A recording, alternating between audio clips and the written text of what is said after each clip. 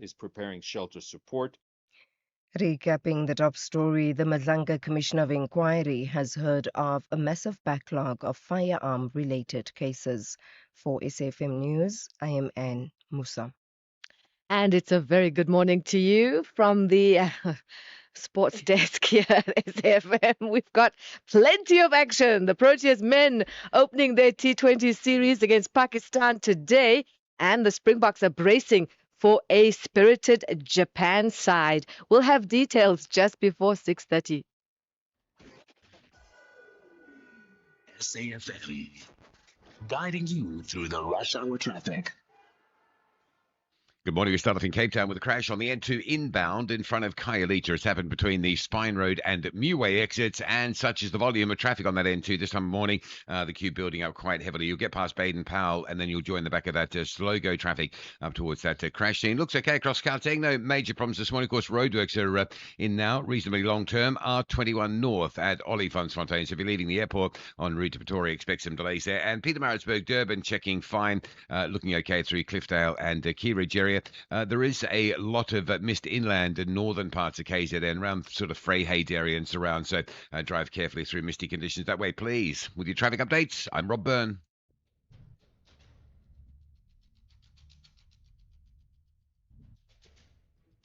The Morning Brief with Thulasizwe Simelane. Weekdays, Monday to Friday, 6 to 9 a.m.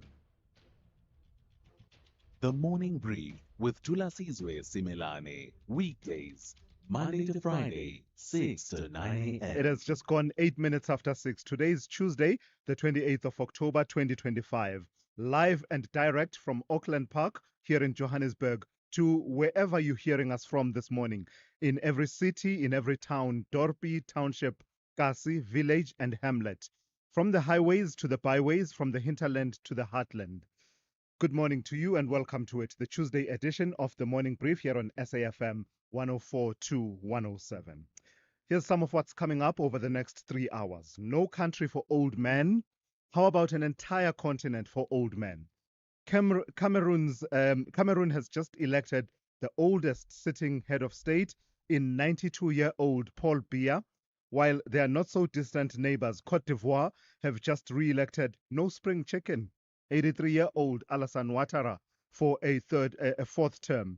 As he starts his 8th term, Biya becomes the oldest president in the world, and this makes him not just Africa's oldest leader, but also the world's longest-serving non-royal head of state. So, longest-serving non-royal head of state, and for many, the latest symbol of Africa's deepening gerontocracy. Gerontocracy is that word that is being used to describe this phenomenon. Across the continent, men well into their 80s and 90s, from Alassane Ouattara in Cote d'Ivoire to Yoweri Museveni in Uganda, Denis Sassou Nguesso in Congo, are clinging on to power long after their generational peers have retired. So critics say these quote-unquote forever presidents reflect a political culture that confuses stability with stagnation.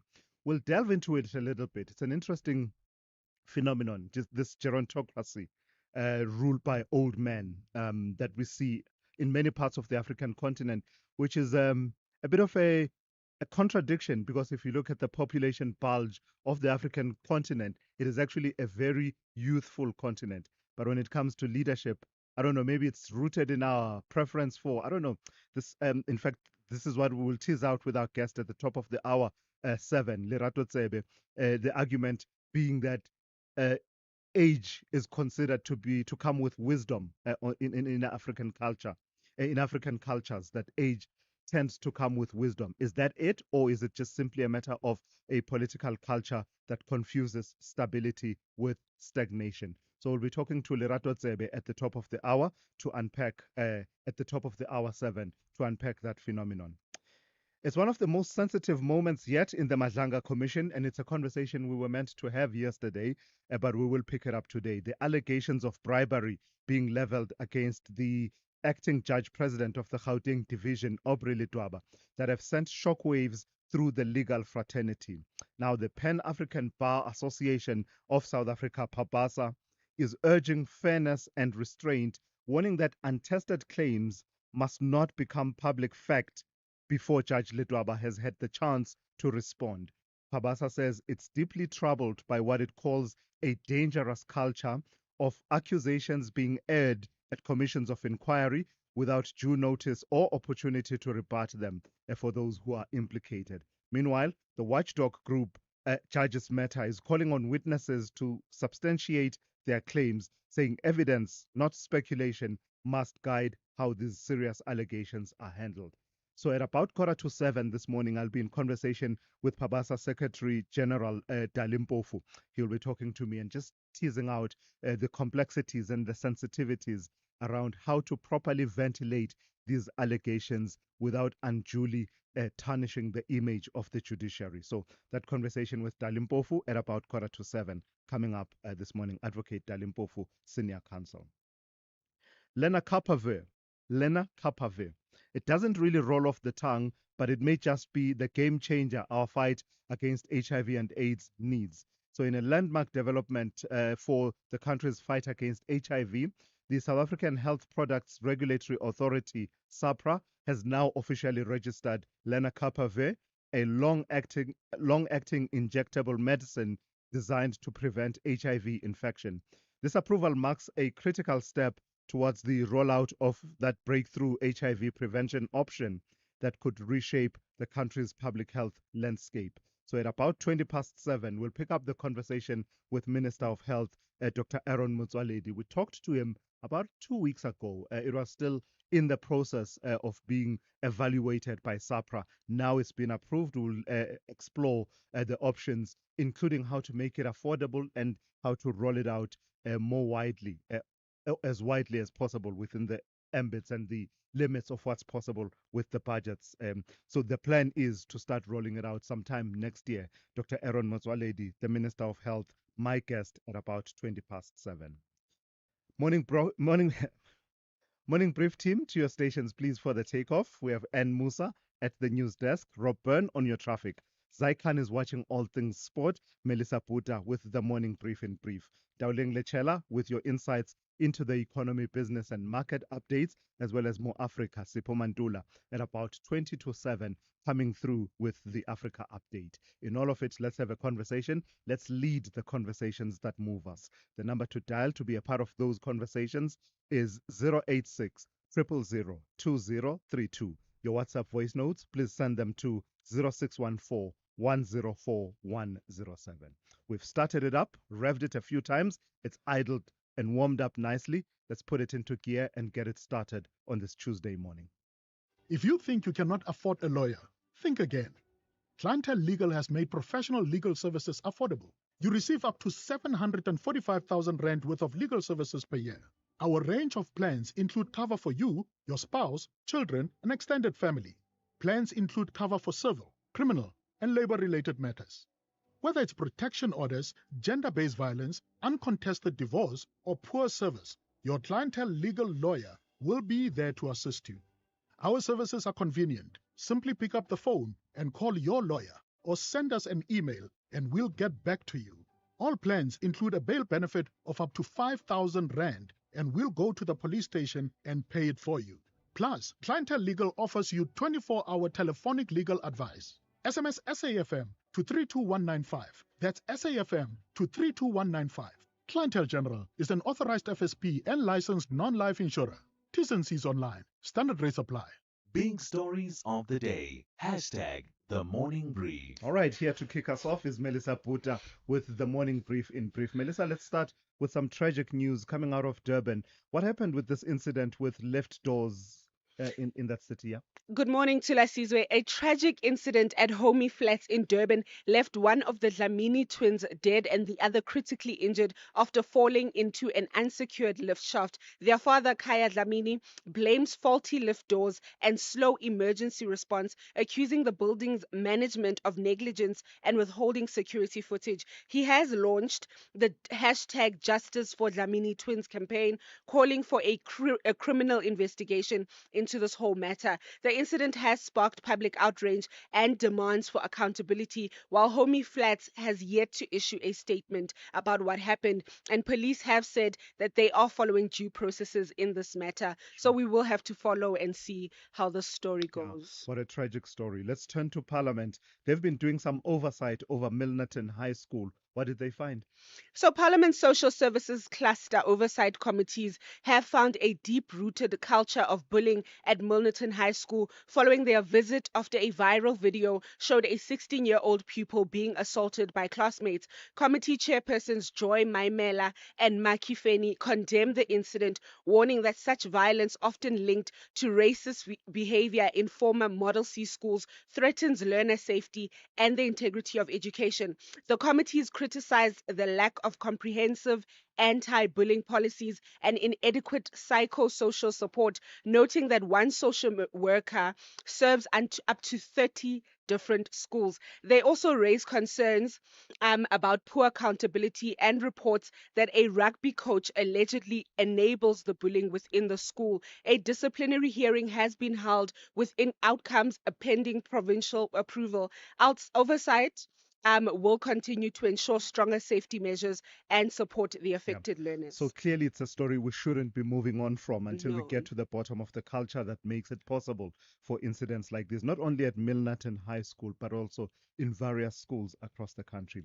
Lastly, Melissa, tell me about the Joburg Mayor. A couple of weeks ago, was it last week, we were focusing on water tankers in the city of Tshwane. Water tankers under the spotlight in the city of Joburg, but they're doing it differently. Yes, so Johannesburg Mayor Dada Morero announced that the city of Joburg will buy 20 more water tankers, doubling its fleet to cut contractor costs and improve service.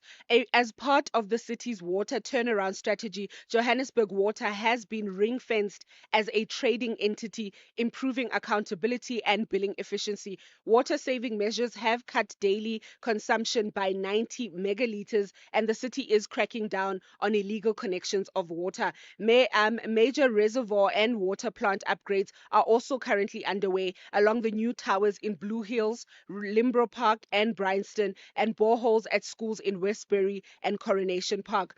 Morero said that the goal is to restore reliable water supply through the stronger city governance and efficiency. So All right. that is an interesting Before one. we go, please read the headline for us on the No, TV please screen. stop. It says What's going to hit Jamaica? Please read it for us. Jamaica braces for Hurricane Melissa. Okay, Melissa. Thank you. Thulasizwe Simelane on SAFM. 19 minutes after 6.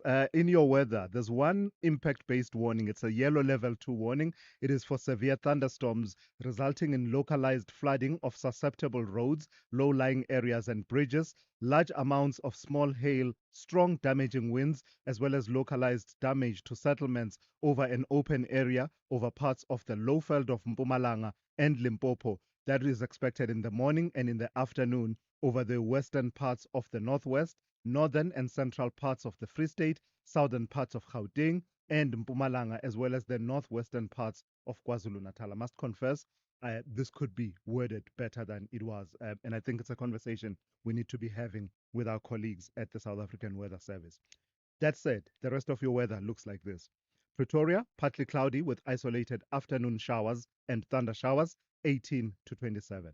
Johannesburg, partly cloudy with scattered showers and thunder showers, 15 to 26.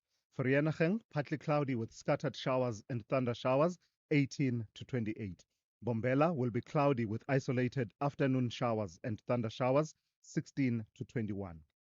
Polokwane will be partly cloudy with scattered showers and thunder showers, 17 to 20. Mahikeng, partly cloudy with scattered showers and thunder showers, 17 to 31. Bloemfontein, fine, becoming partly cloudy in the afternoon with isolated showers and thunder showers, 13 to 31. Kimberley, fine, becoming partly cloudy in the afternoon with isolated showers and thunder showers, 10 to 33.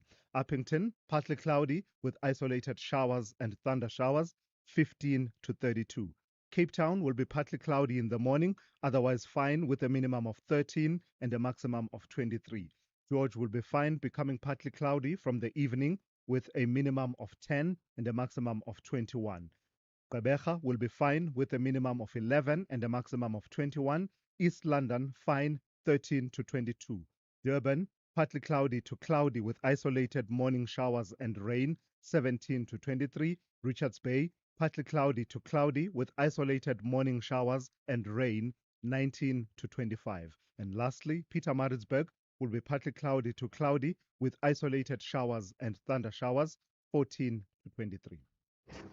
It's jam-packed with pressure on the Tastemaster Junior this Tuesday evening at 7:30 on SABC2 in the first elimination challenge as the contestants learn how to make their own jams and preserves from scratch.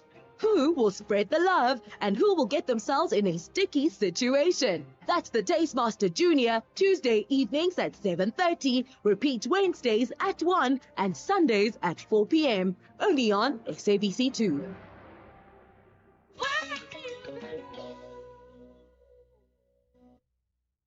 Worldview Update, bringing you closer to international or global news. 22 minutes after 6. Hurricane Melissa, not Zalma, has intensified into a powerful Category 5 storm, bringing catastrophic winds, torrential rainfall, and life-threatening storm surge to Jamaica and other parts of the Caribbean.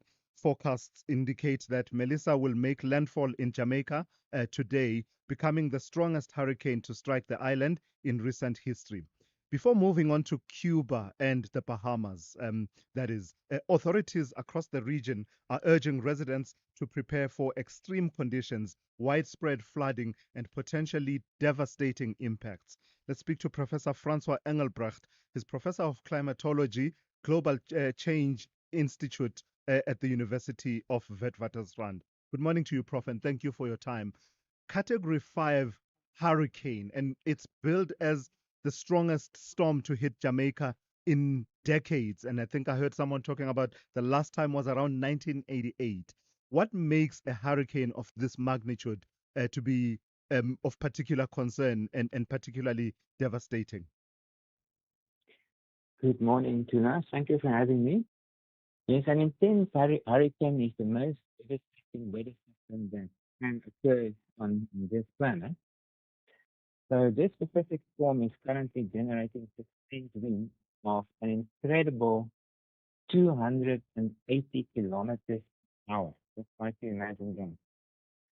And by the time that it reaches Jamaica late this afternoon, South African time, maybe as late as this evening, it will still predicted to be sustaining winds of about 260 kilometers an hour, with wind gusts of well over 300 kilometers an hour. So imagine the Cape Southeaster at gale force times 5. These types of winds are, of course, completely unsurvivable if you live in informal housing. So the wind hazard is the first important hazard of the Category 5 sector. Incredibly dangerous. But then around the center of such a storm, it also spins up a wall of seawater. So that wind spins up this wall of seawater. And the storm surge that is the southern coast of Jamaica today, it's anticipated to be that it will be between 3 and 4 meters high. So that's also an incredibly dangerous hazard of such a storm. The storm surge. So of course the government of Jamaica has ordered mandatory evacuation from all those low-lying areas of the south coast of the island. And then finally, it's of course the rainfall and the flooding it causes. So it's already raining heavily across Jamaica as the storm is approaching.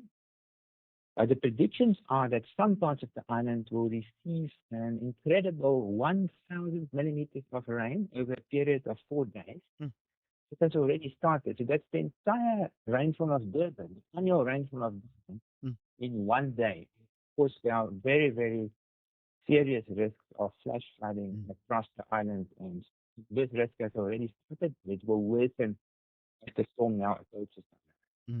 And I think part of the concern that I've picked up is concern about how slow it is moving as a system. So you mentioned the winds and the speeds at which the winds are, but actually as a system, it's moving a bit slower. Tell me what that means in terms of the time that it will last as a storm system over Jamaica. Yeah, tonight, now you're 100% correct. This storm has been so slow moving. Its average speed over the last day has been in the order of about 5 kilometers an hour. So, slower than a human is walking, typically. So that, of course, means that the rainfall risk becomes larger because this storm will linger over Jamaica for a period of about 4 days in total. The period has already started. That's why it can dump such an incredible amount of rainfall on the island. As I've mentioned, about 1,000 millimeters over some parts over just 4 days. So yes, these lingering hurricanes is also becoming part of a changing climate system, and also because of the fact that the sea surface temperatures in this part of the world, in the Caribbean, is about 2 to 3 degrees Celsius higher than they are supposed to be because of climate change.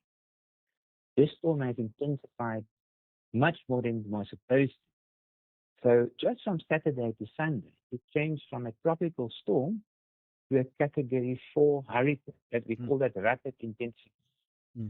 We are seeing this happening more frequently across all the tropical oceans in the world.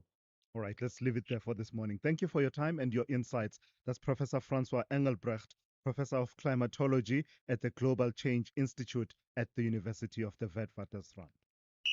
This is SAFM Sport with Zai Khan. It's a very good morning to you. I'm not Hurricane Zai, but brace yourself. We've got some strong gusts of wickets coming your way. The Proteas shifting gears tonight. They're kicking off their T20 series against Pakistan in Rawalpindi with the World Cup just months away. Stand-in skipper Donovan Ferreira says this week is more than just about results. We've got a certain brand that we want to play, so we want to play explosive brand. So with the bat or with the ball, depending if we're going to bowl or bat first, it's to assess conditions really quickly and to play our brand of cricket. We've got exciting players in our team, got good batters, we've got experienced batters, we've got explosive batters, we've got good bowlers, we've got fast bowlers, we've got a couple of spinners. So I think to mold that all together, I think we want to play explosive brand of cricket, and it's important that we assess conditions really quickly tomorrow evening. In the meantime, India have called up Shafali Verma to replace the injured opener Pratika Rawal for their Women's World Cup semi-final against Australia. Rawal, the tournament's second highest run scorer, damaged her ankle trying to save a boundary and has been ruled out of the knockout stages. Onto rugby, the Sharks may have snapped a 4-match losing streak with their 29-19 win over the Scarlets, but it's not all calm in Durban. Coach John Plumtree remains under pressure, with Director of Rugby Neil Powell confirming management positions are under review. Behind the scenes, staff have reportedly been asked to justify their roles in writing. Meanwhile, in Europe, England could shuffle their backline. That's for Saturday's test against Australia at Twickenham. Wing Tommy Freeman is tipped to shift into midfield, but his teammates say the versatile 24-year-old will thrive wherever he's picked. Football news, and Stellenbosch coach Steve Barker has urged his players to avoid complacency ahead of tomorrow night's Carling knockout quarterfinal against Maruma Gallants in Bloemfontein. Stellies are on a roll. They dumped Kaizer Chiefs out of the cup, thrashed 15 de Agosto to reach the CAF Confed Cup group stage, and edged Golden Arrows 4-3 in a thriller. And that's your thriller for now. We'll bring you more sports. That's on the Morning Brief. I'm Zai Khan. Good morning, I'm Anne Musa. In the headlines, the South African Police Service says if businessman Vusimuzi Kat Matlala had been granted bail, the lives of witnesses would have been in serious danger. The High Court in Johannesburg yesterday dismissed Matlala's bail appeal application. The Madlanga Commission of Inquiry has heard of a massive backlog of firearm-related cases. Head of the ballistics section at the Police Forensic Science Laboratory, Brigadier Mishek Mkabela, told the Commission his unit is battling to keep up with more than 41,000 cases awaiting analysis nationwide. And the leader of Britain's right-wing party Reform has criticised one of his own members of parliament after she complained about seeing too many black and Asian people in television adverts. I'll have details on these and other stories at 7. SAFM, guiding you through the rush hour traffic. Very good morning. If you drive the Joburg N3 regularly or you avoid it regularly because of the roadwork delays, there's no change this morning. Those works north of Buccleuch and southbound at London Road are still there. So your alternative route option still a good one. The bike one from Boysons up to Empire Road, that's fairly heavy already this morning. Delays leaving Clayville on Olifantsfontein. If you're on your way through to Midrand, you're going to be asked to queue up into that old Olifantsfontein junction this morning. So factor that one in. Durban, traffic lights still a problem on the Komashu Highway at Duffs Road and at the N2. That's a massive cable theft issue there. That Komashu Highway heavy in the mornings coming out and pretty badly backed up in the afternoons going back in off Chris Harley Road. Crash on the M7 leaving the bluff just by the N2 highway. If you're on your way to Pinetown or Queensborough, that might get in your way for a little bit. In Cape Town, a lot of pressure on the N2. It's a high volume Tuesday this morning. First issue is a crash. N2 inbound before Meway. And then from sort of Meway, once you get past that down to Borchard's Quarry at Nyanga, that's really busy. And then from just after the airport, from Robert Sobukwe, the N2 queues all the way through towards Hospital Bend. The M3, Philip Kosana Drive, now open both directions after the 4-day closure there recently. You can get in from Hospital Bend, you can get out from sort of Mill Street, but it will be closed overnight tonight to continue to sort of dismantle the weekend speed classic infrastructure event. So just coming out of town from 7 p.m. until about 5 a.m. tomorrow morning, that section of the M3 will be closed again. Rob Byrne, SAFM Traffic. The business update on SAFM. For that, let's turn to Ndauling Lichela for the first update of the morning. Ndauling, good morning to you. Tell me about the job losses at Amazon. Now, this is according to reports. Amazon is preparing to cut up to 30,000 corporate jobs this week. Biggest round of job cuts yet. The cuts are expected in May and will affect nearly every business line as CEO and Jasmine accelerate efforts to simplify Amazon's structure and rein in costs. It follows more than 27,000 cuts in 2022 and comes despite renewed hiring for AI specialists and cloud engineers across Silicon Valley. Earlier this year, companies like Meta and Alphabet were actively poaching top machine learning product talent, even as they shed thousands of workers in applications. Microsoft, Salesforce, and Intel have also announced deep cuts in customer support, design, and legacy tech teams, all while ramping up recruitment for AI-driven roles. Analysts see the result is a fractured job market. Tech giants are shrinking overall headcount while competing for a new generation of AI skilled workers, marking a fundamental reshaping of what growth looks like in pandemic tech economy. So I had a chat with an analyst yesterday, Summer from Differential Capital, and he joked saying software engineers are responsible for their own demise, adding that they've built programs so good that they've Sure. made their own jobs redundant. Wow. Sure, no laughing. Yeah, but what a way to put it. Qualcomm, Ndauling, Qualcomm, there's a name that I don't know, but from what you're about to tell us, I actually should know who they are. They're one of the players in the chip manufacturing space, but they make chips for phones. Now they're trying, to compete in that AI space and focus on NVIDIA stepping up directly into NVIDIA's plans to launch new AI accelerator chips aimed at powering data centers. The market expected to attract $6.7 trillion in spending by 2030. Now, the chip maker is known for powering smartphones and build new processors. Both will be available in cooled rack systems, matching the scale of NVIDIA's and AMD's AI setup to drive modern machine learning models. Unlike NVIDIA's chips, which are used to train models like OpenAI's GPTs, Qualcomm focuses in interface running AI systems efficiently. The company says its rack scale systems consume less power and cost less to operate, while offering larger memory capacity than rival GPUs. The challenge is steep, though. NVIDIA still controls over 90% of the AI chip market, but Qualcomm's entry has full competition in one of six fastest growing frontiers. Move since Qualcomm stock up 11% as investors considered its expansion beyond mobile, into the booming AI infrastructure. Please recap for us how we closed yesterday and what kind of a start we are seeing this morning. The market starting the week on a good note. US stocks hitting record highs overnight, benefiting from optimism about tech earnings that are coming up this week and US-China relations after both parties agreed on a framework deal ahead of the meeting between Presidents Trump and Xi. That optimism not filtering through to the KSC, closing in the red on the back of softer gold price, which led resources heading 7%, in turn leading to a 1.6% decline in the Wall Street. Sticking with commodities, oil slightly pulling back, trading under $66 per barrel this hour. And the local unit is steady, not much action based on that front at 17.22 back. Lastly, in Asia, markets mixed after yesterday's rally, some profit taking and of major monetary policy from the Fed, European Central Bank, and the Bank of Japan. All right, Dowling, thank you for that. We'll talk to you again just after 7:30 here on the Morning Brief.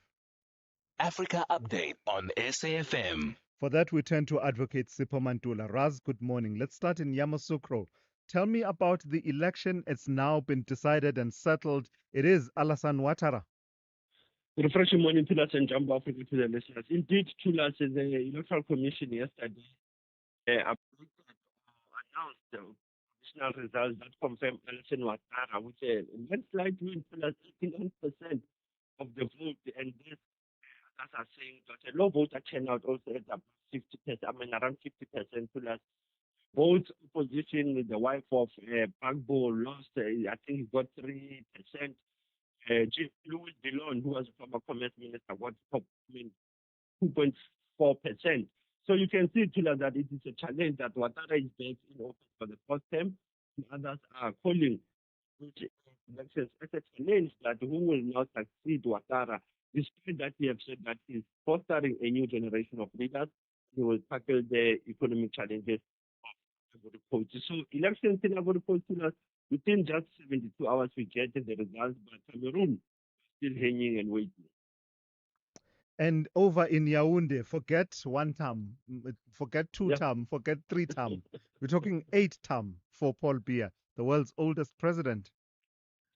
Tulas, the president of the Constitutional Council in Cameroon yesterday, Tangana, they announced that Paul Biya secured 53% of the his former allies, to Roma, who's at 55%. They both cannot also very low the previous election. That's about 6-7%. Automatically, like I said, I did say that once you have the premise of the protest and the violence will continue, there were eruption of violence, claiming that there's an fraud is going on. Roma also is surrounded by the military. The EU has already raised concern that they are pressing those elections. They are raising concern because of the conflict. You said Paul Biya remains one of the oldest head of state in Africa since assuming power in 1980. And then let's talk about Sudan, Sipho. The conflict there, it seemed as if, it was abating a little bit, but actually it continues. Tell me what's happening in the city of Al Fashar. Tulas, Al Fashar is a strategic military base in North Africa capital. Once the rapid support forces have again, the UN is just respecting a safe passage. This is where we say Sudan is the community is a bad humanitarian crisis that has children. The UN is reporting 2,000 people now have been pushed out of the city of Al Fashar. They are asking the UN for that passage for them to go to that. This is what we call a mounting humanitarian catastrophe in Sudan. It is kind of like I said, to us, the of the your Nyala, your Pasar, your El Gourmand, the Sudanese army can control the Port Sudan and but it's major the crisis. Because you have lost Sudan. So we should not lose focus on this side. On the UN, the AU, the Regional Economic Horn of Africa, they have to prioritize what they call the global crisis. And your historical archive is one that highlights the ridiculousness of some of the laws that were in place all those many years ago. Tell me what happened on the 28th of October 1961. So that's like you say, those laws that came, the contravening of the 1950 laws around people, how they connect, how they communicate, how they practice. But this was a strange meeting, Thulasizwe Simelane unfortunately 4 years ago, and they were arrested for being in a party at the House of Leading Ngoyi. They were said this was not a cover-up of a political meeting. And we know later, Thulasizwe was arrested at Village Farm in the late 1994. Around those late, but this is the same fun of how apartheid used to police all activists in the country. Very strange means.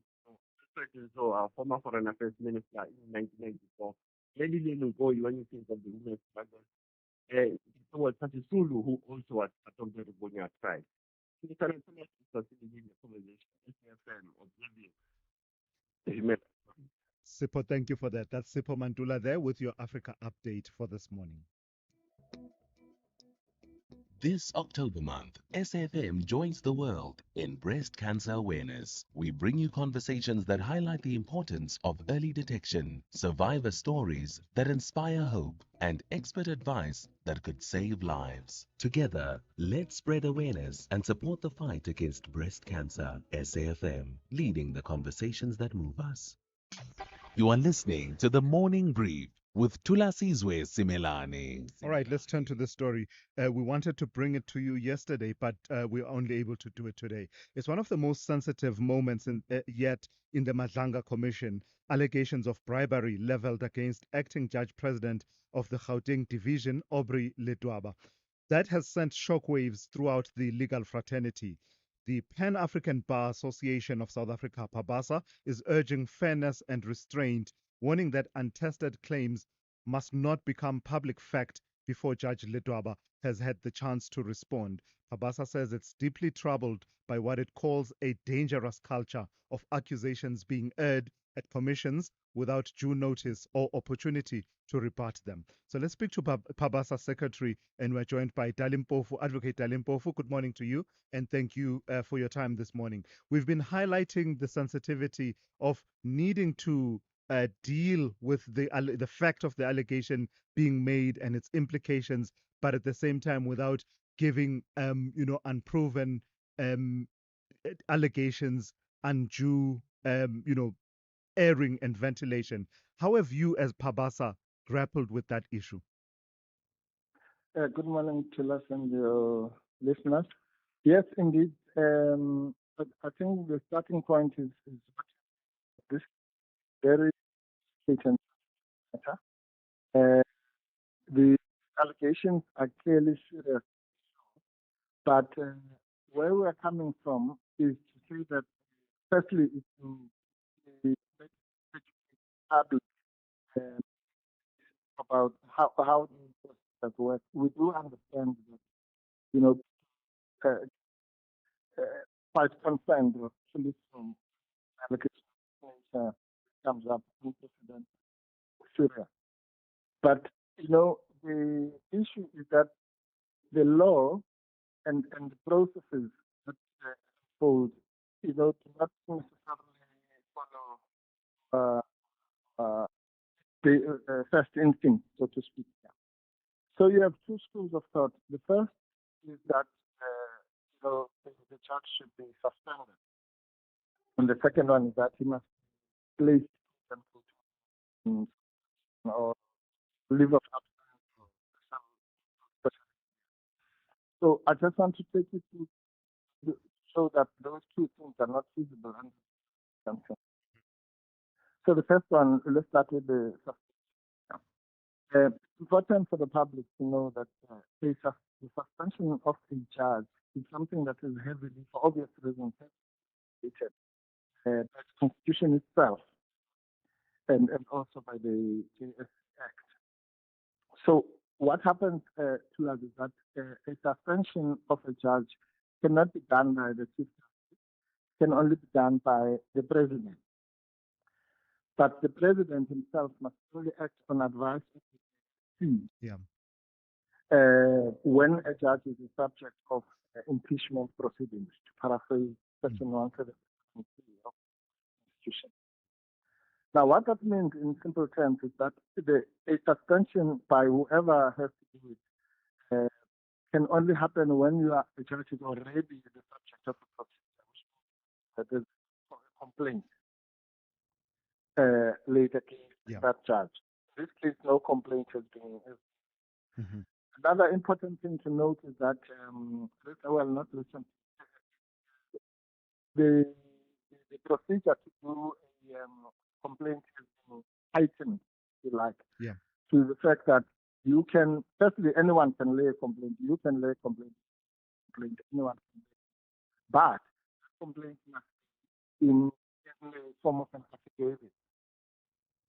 Sure. That is obviously to protect judges against frivolous complaints. People are just not happy about the So you must go under oath and make the allegations. Exactly. And provide evidence. Because an affidavit, by definition, is evidence. So all those things have not happened. So really premature completely. If anyone wants to suspension them, they must be a judge, or rather a complaint. But how do we deal with the public's demand for swift ventilation of these issues in a manner that will vindicate the public's trust and ensure continued trust in the judicial system? How do we grapple with that while we have the system churning and grinding somewhere in the background, and there are all these procedures that you outline, yet the public are calling for a swift ventilation of these issues? Yes. Okay. I'll come to that just now. So let me quickly deal with the issue of leave of absence. Now, that is completely something which is not in the hands of justice. The leave of absence, by definition, is something that the person takes voluntarily, let alone a judge. So you can be, quote unquote, placed on social leave. It's your decision. So that as well is to come to your question now, which is a completely different question about the swiftness of dealing with these issues. In other words, fairness now to both sides, both the eager public and the person. Well, I would say in this specific case, and now take it away from the underlying. In the case of the Madlanga Commission, possibly the criticism would be the fact that I can make an achievement. I go there, I pull out button, and then you will probably only get to examine me 6 months later or 3 months later or whatever.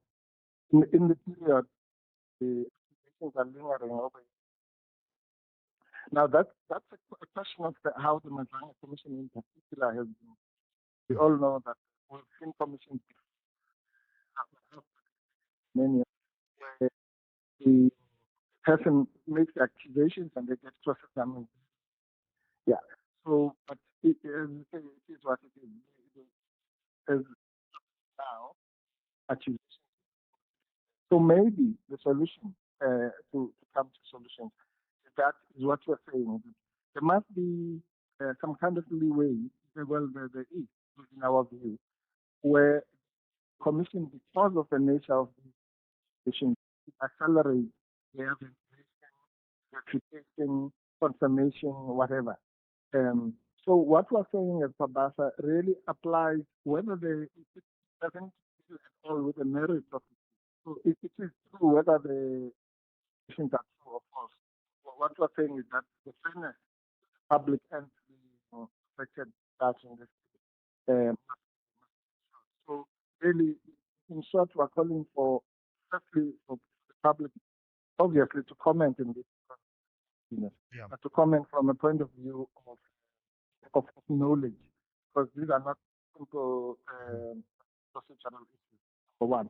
Number two, to comment to the right place. In other words, if one wants to say, well, the person, terms of reference of the Madonna to cater for these unforeseen kinds of situations, well then so be it. But wrong, just because it is the accusations are serious, place a judge,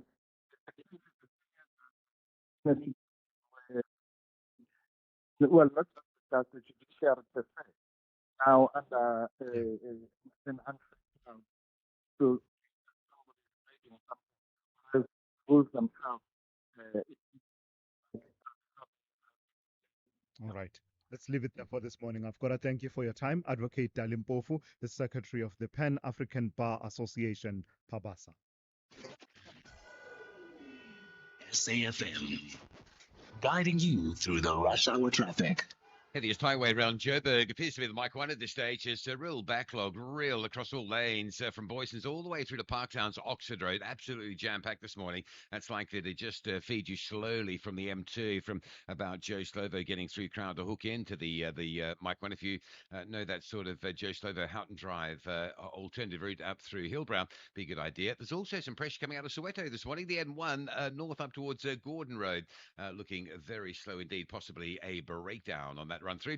N1 south through Midrand, fairly busy but fairly standard. Traffic under pressure from Old Joburg Road across all lanes right through to the New Road. Exit Pretoria, all looking fairly standard. Solomon Mishlangu and Garsfontein Road, there is a bit of a backlog on both of those routes at that junction.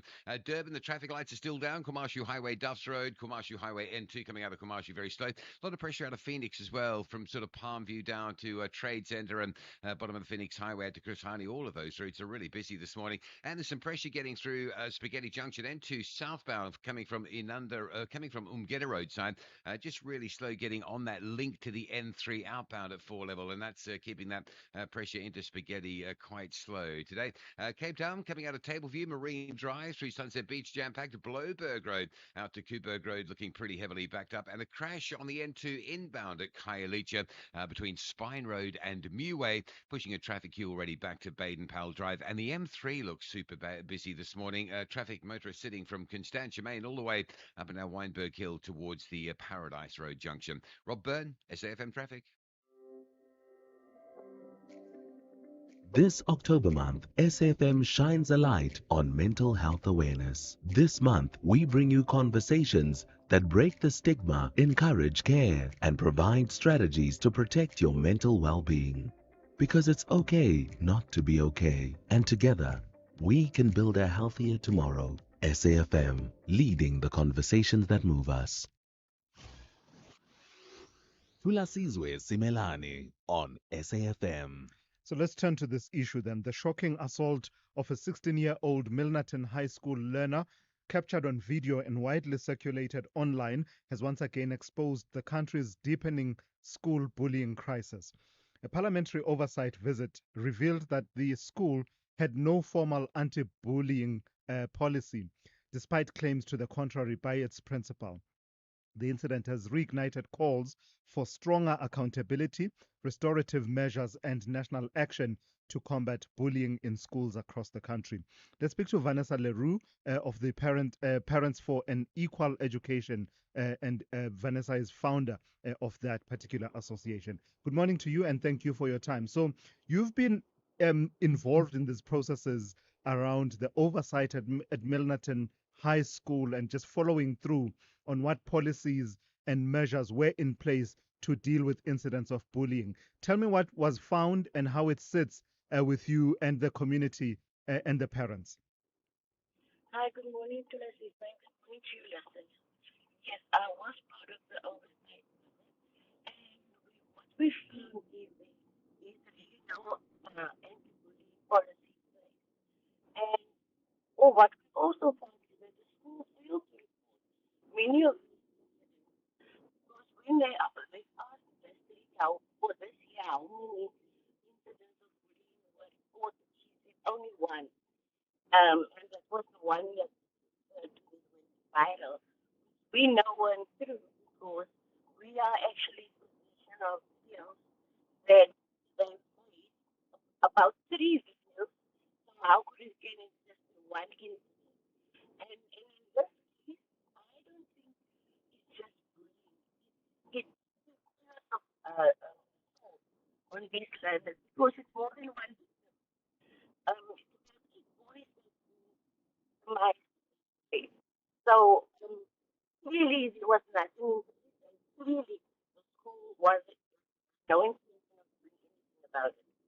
And there's this talk about this possibly being part of a culture, some sort of warped culture within the school. Tell me a little bit about that. Uh, to be honest with you, Julius, I don't know. I don't know if it's rugby culture. I doubt it. But if we look at what's happening and the statements that these boys make, I think the school was part because it turned a blind eye to these things, although it was reported. I'm of the opinion, and I'm asking myself whether this is not violence that they are up promoting. And they would say, oh, there's one white boy. Yes, there's one white among them. However, they wouldn't let it be this obvious because if you see the clips clearly, somehow, somewhere, and then at least make the appearance to one of the boys, you deserve what you got. How does a teacher say something like that to a victim? So, so there's many scenarios that we want that we can say, oh, this is what it is, or this is what the agenda is. However, I think somehow schools must be punished for negligence. Somehow, and to be solve the injury. WCD is now investigating the victim. That is so shocking. What is that investigation centered on, as far as you understand? Um, is, as far as I understand, there was a clip that came from, as I named it, where they saw the fight back, or they just saw the victim for this boy. However, it was just a snippet of the clip. If you see the whole video, then you would see that this child literally for about 3 times he stood back and said, just give me my bag, just give me my bag. And then the fight started. So they posted and circulated the video where he fought back. But they don't know what I think it's intentional. It was intentional that they only say that thing to make him out to be a bully. Lastly, you've now called for a national safety summit. Tell me what that national safety summit would do. Um, to be honest with you, I want all stakeholders involved. Uh, it must be students, parents, SGPs, all departments that works with children, so that we can come up with a more comprehensive plan to stop this thing because it's clearly out of control. This is not an isolated case. This is what happened in former model C schools, but also in our school, in your township school. That overcrowded because that's social ill. They are passed over to institutions of Yeah. learning. So they must be, and there must be consequences for this type of All case. right. For the mere fact that we don't know the child, and I don't know how much. Yeah. All right. Let's leave it there for this morning. Thank you for your time, Vanessa Leroux, founder of Parents for an Equal Education. Brings us to 7 a.m. Let's go straight to N. Musa, who is on standby with the latest news. Outsurance is in the business of saving you money on your car insurance premium. If they can't, ask for 500 Rand. SMS out to 30754. That's out to 30754.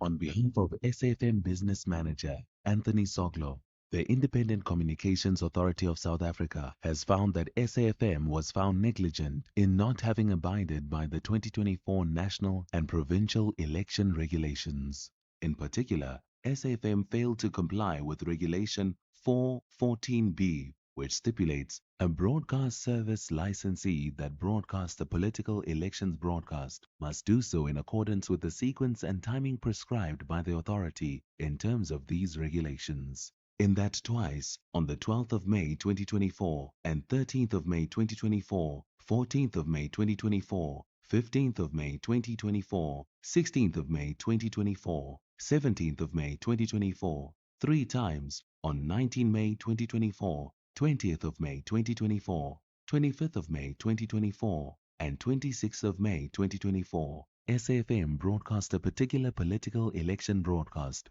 when a different political election broadcast was scheduled. The conduct of SAFM was in conflict with the ICASA election regulations, which require that political advertisements and political election broadcasts be broadcast in terms of the regulations.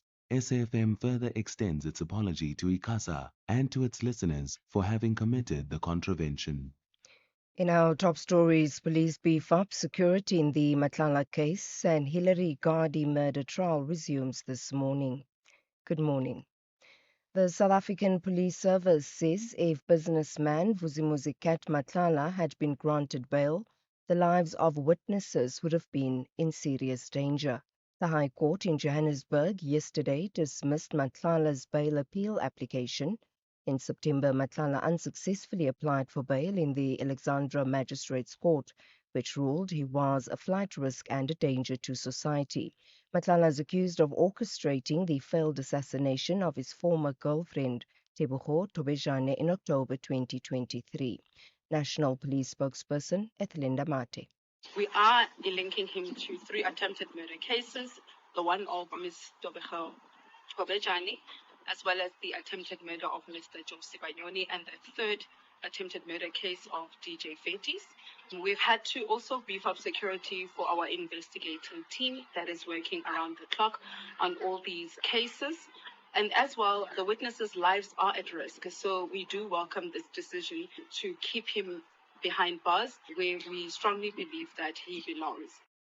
The Matlanga Commission of Inquiry has heard of a massive backlog of firearm-related cases.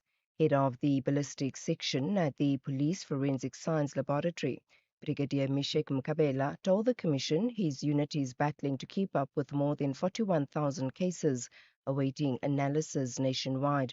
Mkabela told the Commission the Pretoria lab alone is holding over 29,000 firearms, many linked to murder investigations. He also says limited staff and storage space is worsening delays in court cases. Commissioner, the figure speaks for themselves. I always say if anyone wants to appreciate the level of high crime involving firearms in South Africa, one must just visit my strong room where I keep exhibits. Then one will appreciate that we are living in a dangerous country. Commissioner, at any given point, I have more than 29,000 firearms, and each of those firearms, a victim has been killed. And I only have 42 analysts to handle that volume of work. The trial of convicted murderer Rasim Kune, who's accused of the kidnap and murder of Hillary Gardi 3 years ago, is expected to resume at the Mpumalanga High Court sitting in Mbombela today. The start of the trial has been marred by delays. Michael Mdluli reports. Following Kune's decision to dismiss his lawyer, the High Court of Mpumalanga postponed the trial twice to give him the opportunity to appoint a new lawyer. Despite the limited 6-week time frame set for this trial, Judge Lindiwe Vukea emphasized the importance of ensuring that the accused receives a fair trial. Judge Vukea has also summoned the manager of the Legal Aid Board to come to court and explain the process of assigning legal aid lawyers to accused individuals. Nkune is accused of kidnapping and killing Hillary Gardi in 2022 and is facing 12 charges. He is currently serving a life sentence for the 2022 murder of his partner and her sister Inganya Mazane. Gauteng Premier Panyazi Lesufi says if the country neglects the younger generation to be destroyed by drugs, it will have no future. He was speaking at the launch of Tswada in Ekurhuleni, which is an initiative aimed at tackling substance abuse. The campaign provides mobile medical assessments, treatment and profiling of substance users for job opportunities and skills development. Lesufi says South Africa cannot allow a generation to be wiped out by substance abuse. If we abandon the future, we have no future. These are young people that are going through difficulties. if you allow a generation to be wiped off completely by drugs, if you see all of them, they've got potential, they've got capabilities, but drugs have taken them over. If we neglect them, ignore them, then when we say there is a future, we'll be misleading ourselves. Because we can't just be happy because where we are now, we are happy. When there is a generation that is coming behind us. Further afield, and finally, the leader of Britain's right-wing party, Reform, has criticised one of his own members of parliament after she complained about seeing too many black and Asian people in television adverts. Sarah Pochin made the remarks during a Talk TV phone-in on Saturday, saying their presence drove her mad. The BBC's Paul Moss has the details. Nigel Farage and his Reform Party have always denied that their policies are racist. They want more asylum seekers deported and to remove the residency rights of some foreign-born citizens. But complaining about brown and black faces on television appears to have been a step too far. Mr Farage said the remarks were ugly and wrong, though he denied that racism was behind them. Britain's Prime Minister Keir Starmer, however, insisted this was what he called shocking racism. Recapping the top story, the South African Police Service says if businessman Vusimuzi Kat Matlala had been granted bail, the lives of witnesses would have been in serious danger. The High Court in Johannesburg yesterday dismissed Matlala's bail appeal application. For SAFM News, I am Anne Musa. Outsurance will go out of their way to try and save you money on your car insurance. If they can't, ask for 500 Rand. SMS out to 30754. That's out to 30754. 55-year-old Stefan isn't one to waste money, and his car insurance premium with Outsurance proves it. For his 2024 Suzuki Jimny, he now pays only 611 Rand a month, and Outsurance made 57-year-old Sabina feel like a winner in her 2024 Mercedes-Benz GLA with a low premium of only 1,276 Rand a month. Ready to get more out of your car insurance? SMS out to 30754 today. That's out to 30754. Outsurance, licensed insurer and FSP. T's, C's and information online. Very good morning to you. In your SFM Sports headlines, it's cricket action. Quinton de Kock injecting fresh energy into the Proteas as they kick off their T20 series against Pakistan today. And Banyana left in limbo as Safa chaos overshadows their crucial Women's Africa Cup of Nations qualifier. We'll have details, and that's just before 7:30. SAFM, guiding you through the rush hour traffic. Very good morning. Just kicking off in Pretoria East with some quite heavy backlogging going on. Solomon Mishlangu and Garsfontein, both of those routes into the junction are under quite a bit of pressure. Joburg side, the N1 North from Soweto up to Gordon Road, that's very heavy. And the Mike 1 this morning, jamming from Boysons all the way through to around Oxford Road in Parktown. That's a really heavy queue. That will impact M2 from Joe Slovo trying to get through Crown and onto that and into that Mike 1 North. Durban this morning, problems on the N2 southbound Umgeni Road down through to Spaghetti Junction. The issue seems to be N2 South, ram through Spaghetti Junction onto the N3 outbound towards Pytown and Pavilion. That run very slow. Northbound slow, but that's fairly normal as you backlog from the M7 moving through towards Westwood Mall into the construction. Cape Town, crash taking a while to clear up. N2 into town before Meway in front of Khayelitsha. So that's heavy. There's also a crash on the Stellenbosch Arterial at Symphony Way, causing delays coming through Delft towards Belhar, and the N7 this morning jam-packed from the N2 highway passing Langa all the way up to some construction around the Epping Fire Station at Viking Way. With your traffic update, I'm Rob Byrne.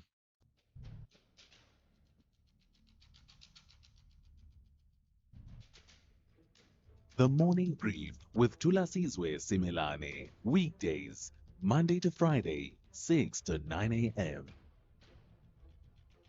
The Morning Brief with Thulasizwe Simelane. Weekdays, Monday to Friday, 6 to 9 a.m. 10 minutes after 7 on this Tuesday. It is great to be in your company. Welcome to it, the second hour of the Morning Brief. We are on SAFM on 104 to 107 nationwide, but also live on all of our digital platforms, safm.co.za, SAFM Radio on our YouTube channel, as well as at SAFM Radio on Facebook and also live on X. Coming up in this hour, we'll focus on what has come to be known as a gerontocracy. This phenomenon of electing particularly, men in their 80s and well into their 90s in various parts of the African continent, what it means, what its implications are for policy and development in those parts of the continent where you are seeing that phenomenon. The observations of Lerato Tsebe, independent African researcher, coming up in the next few minutes. And immediately after that, we will then focus on lenacapavir, which is the injectable treatment that has now gotten the all clear and the thumbs up from the South African Health Products Regulatory Authority, SAPRA, laying the foundation and the groundwork for a possible rollout, in fact, a planned rollout of that drug by early next year. And we'll be talking to Minister Aaron Motsoaledi to reflect on that, just what the rollout will likely look like, given the prohibitive costs of lenacapavir in terms of what it costs per injection per person. So we'll talk to the minister at about 20 past 7 to lay out what that is likely to look like. And of course, you are an integral part of the conversation. Let's talk. Give me a call, 086 000 2032. 086 000 2032. Or you can send me a WhatsApp voice note on 0614 104 107. Let's get into it then. The second hour of the morning brief on this Tuesday. You could spend 10 minutes hunting for the TV remote or get a 10-minute quote from Outsurance that could save you thousands on your car insurance. SMS out to 30754. Like 29-year-old Sana, who now pays an incredibly low 796 Rand a month for her 2025 Jetour Dashing. With Outsurance Comprehensive, you get 24/7 roadside assistance in case you break down, run out of petrol, lock your keys in the car, and more. SMS out to 30754. Get used to getting more. After switching, 65-year-old Helena now pays only 398 Rand a month for her 2025 Hyundai Exter. Not an Outsurance client yet? Get a quick and easy quote today. If Outsurance can't beat what you're paying, ask them for 500 Rand. Make that 1,500 Rand if you've been claim-free and with the same insurer for 3 years. Savings or cash, you have nothing to lose. SMS out to 30754. That's out to 30754. Outsurance, licensed insurer and FSP. TCs and information online. Limits apply. Thulasizwe Simelane on the Morning Brief. Weekdays, Monday to Friday, 6 to 9 a.m. All right, 14 minutes after 7. It's official. Paul Biya, at 92 years old, has been re-elected president of Cameroon, extending his rule into a staggering 8th term.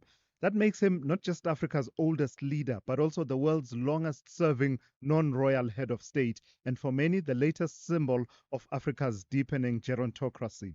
Across the continent, men well into their 80s and 90s, from Alassane Ouattara in Cote d'Ivoire to Yoweri Museveni in Uganda and Denis Sassou Nguesso in Congo, are clinging on to power long after their generational peers have retired. So what is that trend? What does it tell us? Critics say these forever presidents reflect a political culture that confuses stability with stagnation. Let's get the take of Lerato Tsebe, independent African researcher. Good morning to you, Lerato, and thank you for your time this morning. Good morning, Tulas. Why do we elect octogenarians and nonagenarians on this African continent? Tulas, well, you framed it so beautifully. The stagnation versus stability. I think a lot of it as well is very much the whims and desires also of former colonial powers to entrench their economic projects within former African countries and or then colonies. And this particular group of men, your 40 years, your Museveni, your Ngwesos out there in the West African region, are very much an issue of elite compact for me. It's about elite in Europe and elite in Africa wanting to maintain the economic and financial projects to maintain the status quo. In this continent, unfortunately, it has come at the total cost of societal degradation and also just lack of infrastructure and political diversity, and has had severely detrimental effects.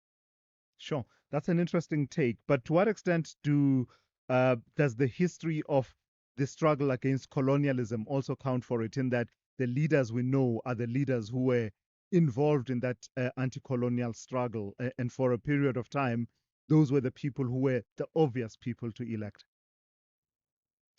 Well, you must remember, they didn't, when they received their independence from the African, from the European, rather, there wasn't sort of a blueprint as to how to govern in Africa.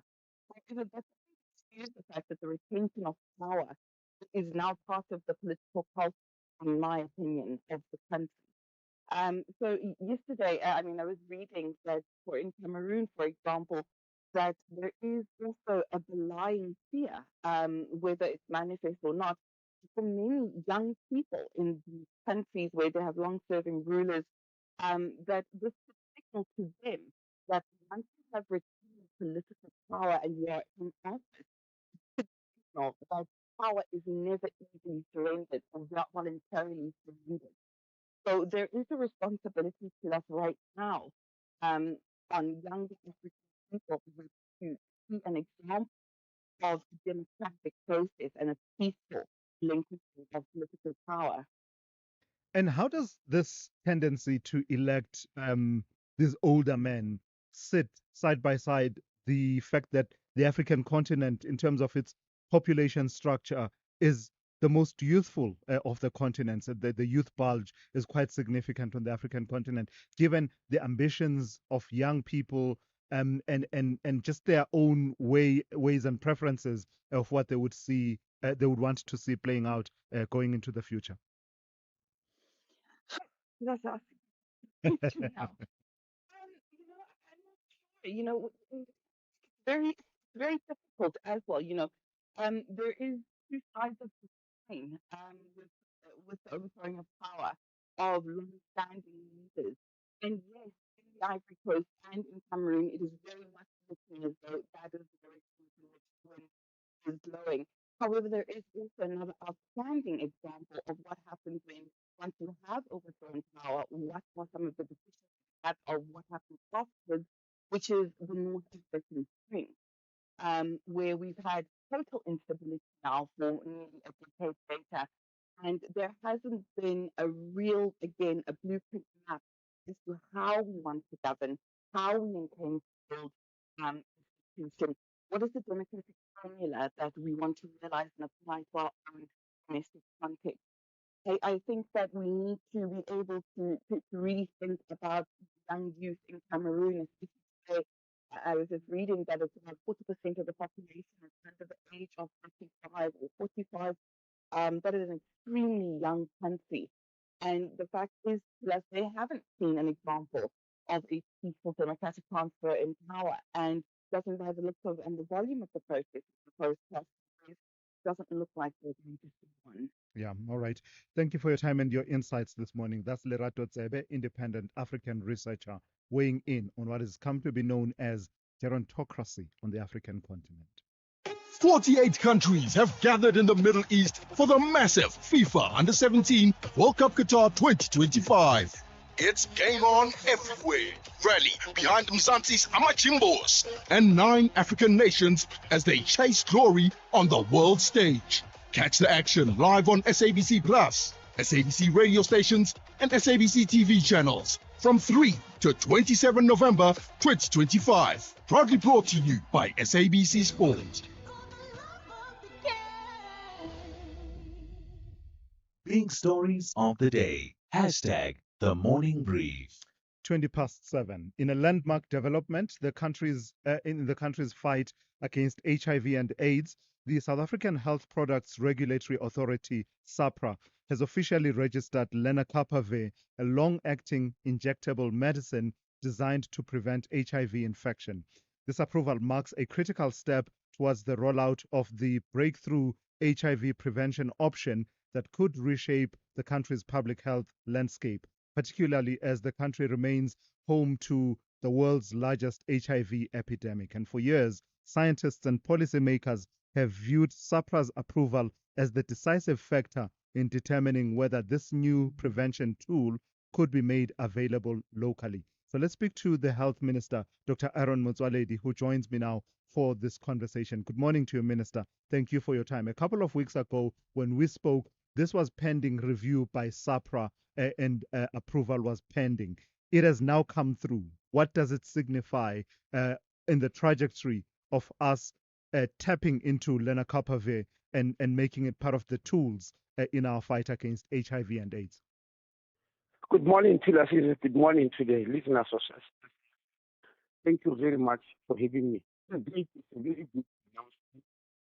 As I said before, lenacapavir is a game changer. It is now ready for use in South Africa. It means the medical regulatory authority has now given a go-ahead. It started officially. It means the fact whatever the manufacturer has claimed, its efficiency, safety, and everything, it means it has been proven and is guaranteed. Now we are ready to use it. As it arrives in South Africa, this will start the process of rolling it out. And let's talk about as soon as it arrives in South Africa, what are the modalities of it arriving in South Africa? Yeah, that's very Thulasizwe exist in the US, but they don't use it to prevent HIV. They use it as part of their treatment. But it's really very, very costs $28,000 US, which translates to about $500,000 South African rand. There's no country on the African continent that can afford that. Everybody. So the global fund, which has been formed to fund the war against HIV, TB, and malaria, they stepped in, negotiated with a company that produces it, Gilead. It's an American-based company. Told them that, look, you've got the product here that is life-saving, that is against the war against HIV, but nobody can afford it for what they use. And after thorough negotiations, Gilead agreed to issue at least 2 million doses at a very, very, very reasonable and affordable price, which the Global Fund can pay for. So the Global Fund distributed, the doses. Because of our huge burden of HIV in South Africa, we're giving 220,000 doses, which will have only arrived at the stage. Now the question is, what happened after the 488,000 doses have been utilized? What happened?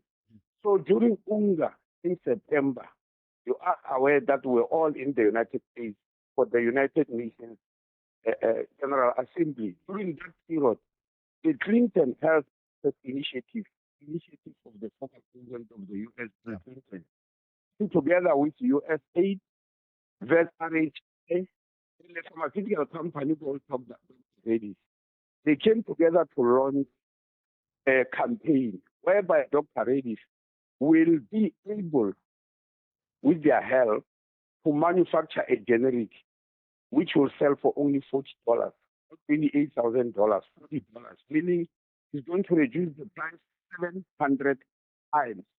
Now, the significance of this is that ordinarily, under the rules of the World Trade Organization, when a pharmaceutical company produces a new drug, they've got 20 years, the right to 20 years to the intellectual property.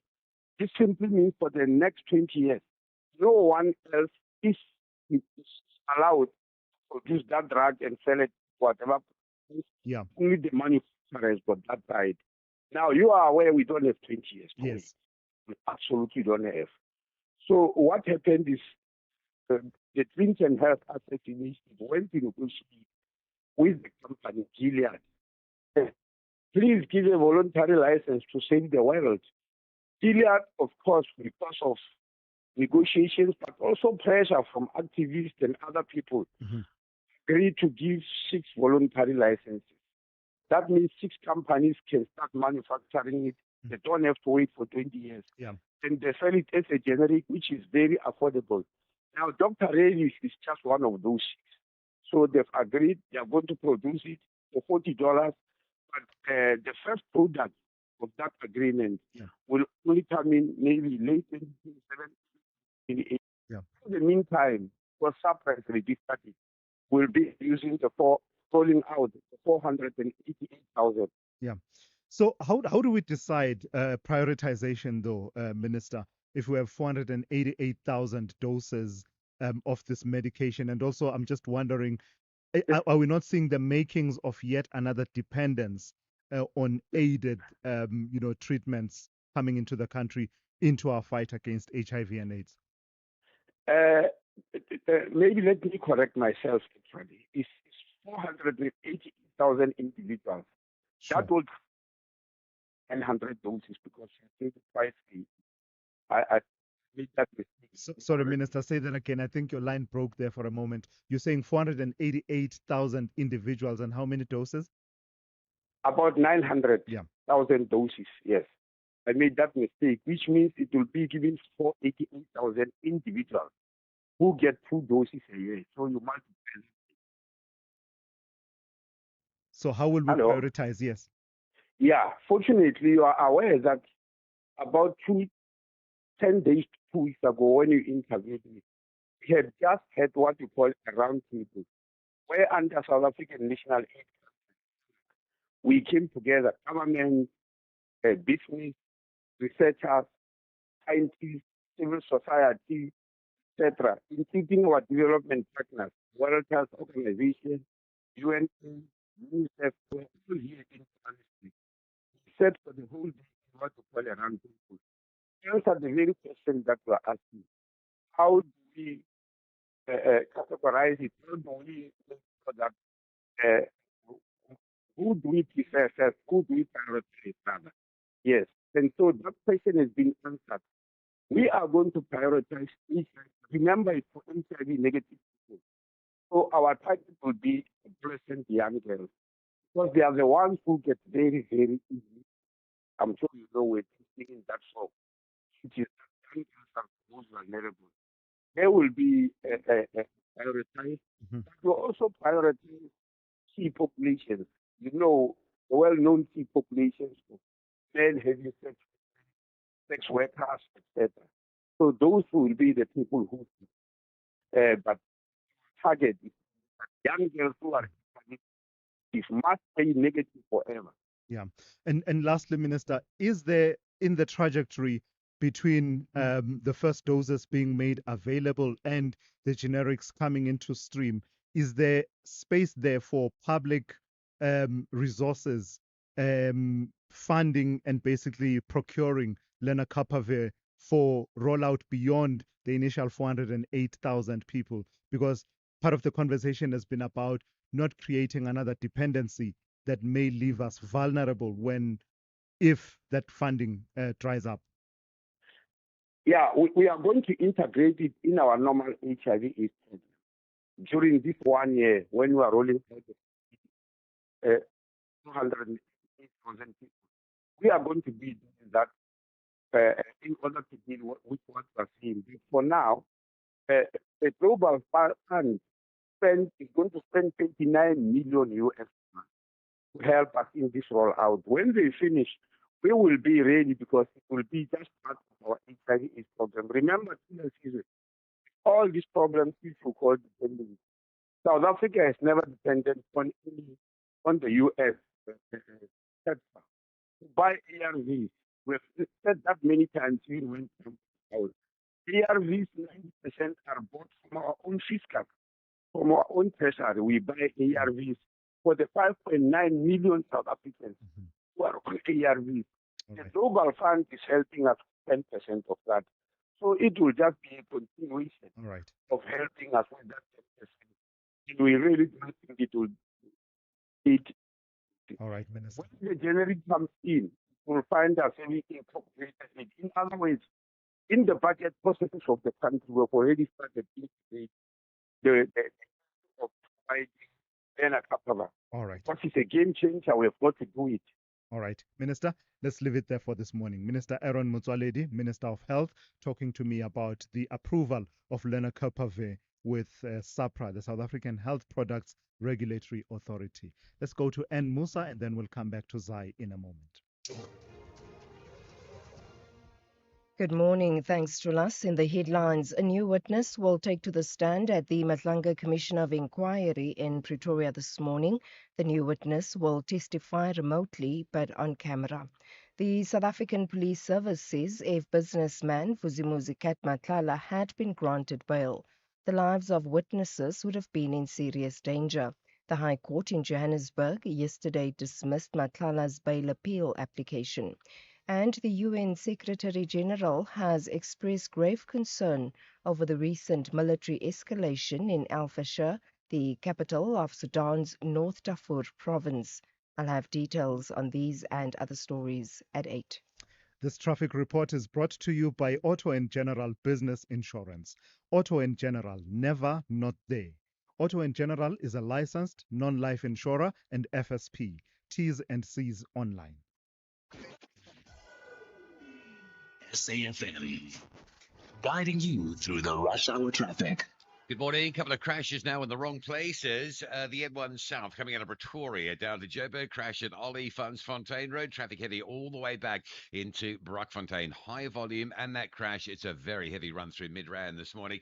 The N3 also crashed just past Galuli's. That's going northbound to Linksfield. And a crash as you come off the N3 highway and link out to the airport on the R24. Just sort of N12, R24 split territory. So put all that together. N3's heavy from Ilan's interchange up through to Galuli's into the Linksfield crash and up through Galuli's out to the airport to that crash, and the N3 south from Linksfield coming down into Galuli's for connections to that R24 eastbound being held up as well. Mike 1 fairly solid from Boyson's all the way up to Melrose this morning, and if coming out of Randburg, Malabongwe Drive, not Malabongwe, beg your pardon, Republic Road out to Winnie Mandela. That's quite heavy from the sort of central Ferndale area all the way out towards Sandton, very heavy. Midrand's Allendale Road coming across from Tembisa in Kempton Park, big queues down towards Carstenoff Clinic, very heavy if you're on your way into that Midrand area using Allendale today.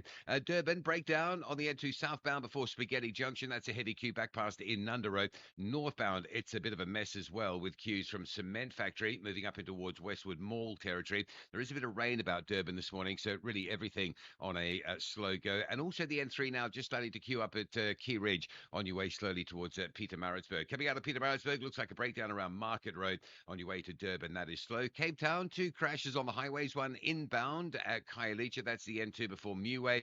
That's a queue back to Baden-Powell. And there's just been a crash on the N1 inbound before Kubo Interchange. That's a queue all the way back through to Belleville. Rob Byrne, SAFM Traffic. The traffic report was brought to you by Auto & General Business Insurance. Auto & General, never not there. Auto & General is a licensed non-life insurer and FSP. T's and C's online. At Auto & General, we understand your business is built on more than just vehicles. It's your stock, tools and equipment, and the premises where you work. Auto & General Business Insurance is designed for businesses like yours, protecting your assets against fire, theft, storms, and other unexpected events. To protect your livelihood, visit autogen.co.za and get an obligation-free business insurance quote. Auto & General, never not there. Auto & General is a licensed non-life insurer and FSP. T's and C's online. SAFM 104 to 107 nationwide. This is SAFM Sport with Zai Khan. Zai, guess who's back in Rawalpindi? It's QDK. QDK is back with a bang in Rawalpindi. Rawalpindi. Yes, I love the way it rolls off your really tongue. Yeah. Well, we need a few fresh sixes, not just him being a breath of fresh air. And the Proteas banking on the return of Quinton de Kock. They begin their 3-match T20 series against Pakistan this evening. First ball at 5 p.m. Quinton has made a U-turn on retirement. There's also David Miller, who's been sidelined by injury. So the side will now be captained by Donovan Ferreira. Here's Donovan Ferreira looking ahead. We've got a certain brand that we want to play, so we want to play explosive brand. So with the bat or with the ball, depending if we're going to bowl or bat first, it's to assess conditions really quickly and to play our brand of cricket. We've got exciting players in our team. We've got good batters, we've got experienced batters, we've got explosive batters, we've got good bowlers, we've got fast bowlers, we've got a couple of spinners. So I think to mold that all together, I think we want to play explosive brand of cricket, and it's important that we assess conditions really quickly tomorrow evening. Let's go to Banyana. Banyana Women's Africa Cup of Nations qualifying campaign has been overshadowed by off-field drama. Head coach Desiree Ellis is absent after a contract dispute with SAFA. Despite a 4-year deal being approved, assistant coach Gina Sonkembuli remains in charge after steering the team to a 1-1 draw in Kinshasa. Now, to complicate matters, key forwards including Tembi Khatlana and Hilda Magaya, they couldn't travel due to admin lapses.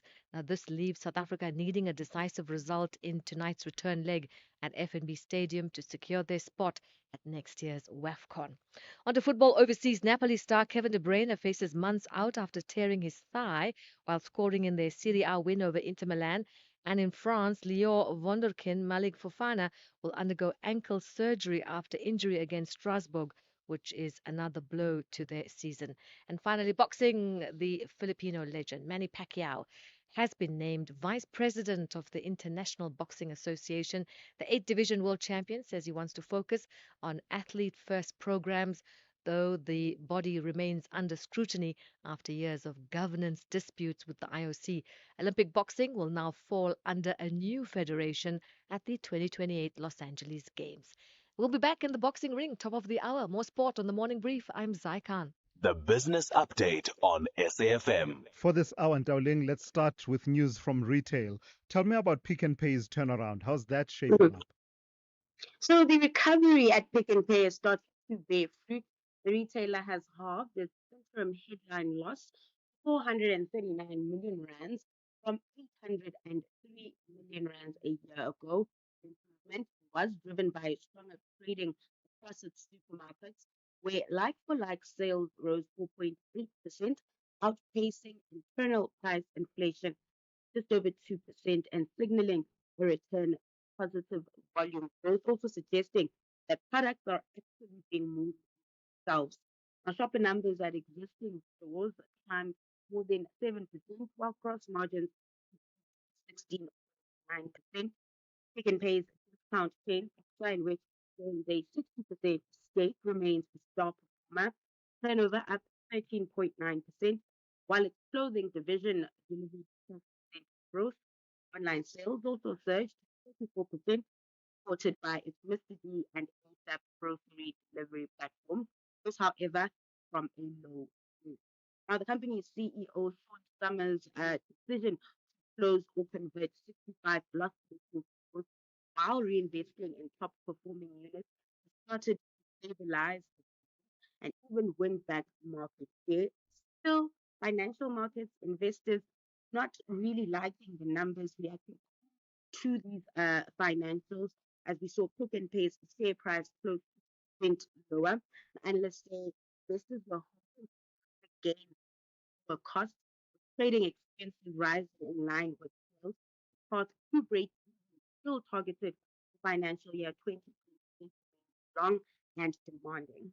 There's some M&A activity in the financial services fintech space. Tell me about First Rand and the stake that they're taking in Optasia. Yeah, so First Rand has thrown its weight behind Optasia, acquiring a 20.1% stake in the Dubai-founded fintech ahead of its planned JSE listing. The financial services group behind FNB and RMB investment support strategy to build exposure to new technologies and business models that can reach customers' additional banking offerings. Asia uses AI-driven credit scoring, microloans, and airtime advances underbank consumers in partnership with mobile operators and banks across 38 countries. The fintech plans to raise up to 7.98 billion rands and listing close to 420 million shares. Partners include Vodacom, MTN, and Airtel, giving access to more than 860 million mobile subscribers. For First Rand, the deal opens new markets and customer segments while accelerating its adoption of AI models. And let's say it's also a timely move as banks will integrate fintech capabilities rather than compete them, signaling how traditional lenders are repositioning for an era algorithms, not branches, define. This year alone, we also see Bank acquiring the fintech company that provides digital payment solutions for SMEs forecast. We are seeing some sort of a trend taking place in the financial sector. How are the markets looking at this hour, Dowling? Starting in Asia, markets are mixed as we are seeing some profits taking in. Sentiment remains positive view as investors fear framework trade deal between China and the US, but also feeling the upbeat news from Wall Street tonight. Are seeing there's a pullback this morning with flat. And back at home, softer metals prices weighing on the JSE, Porsche shedding to 1.6 yesterday's session.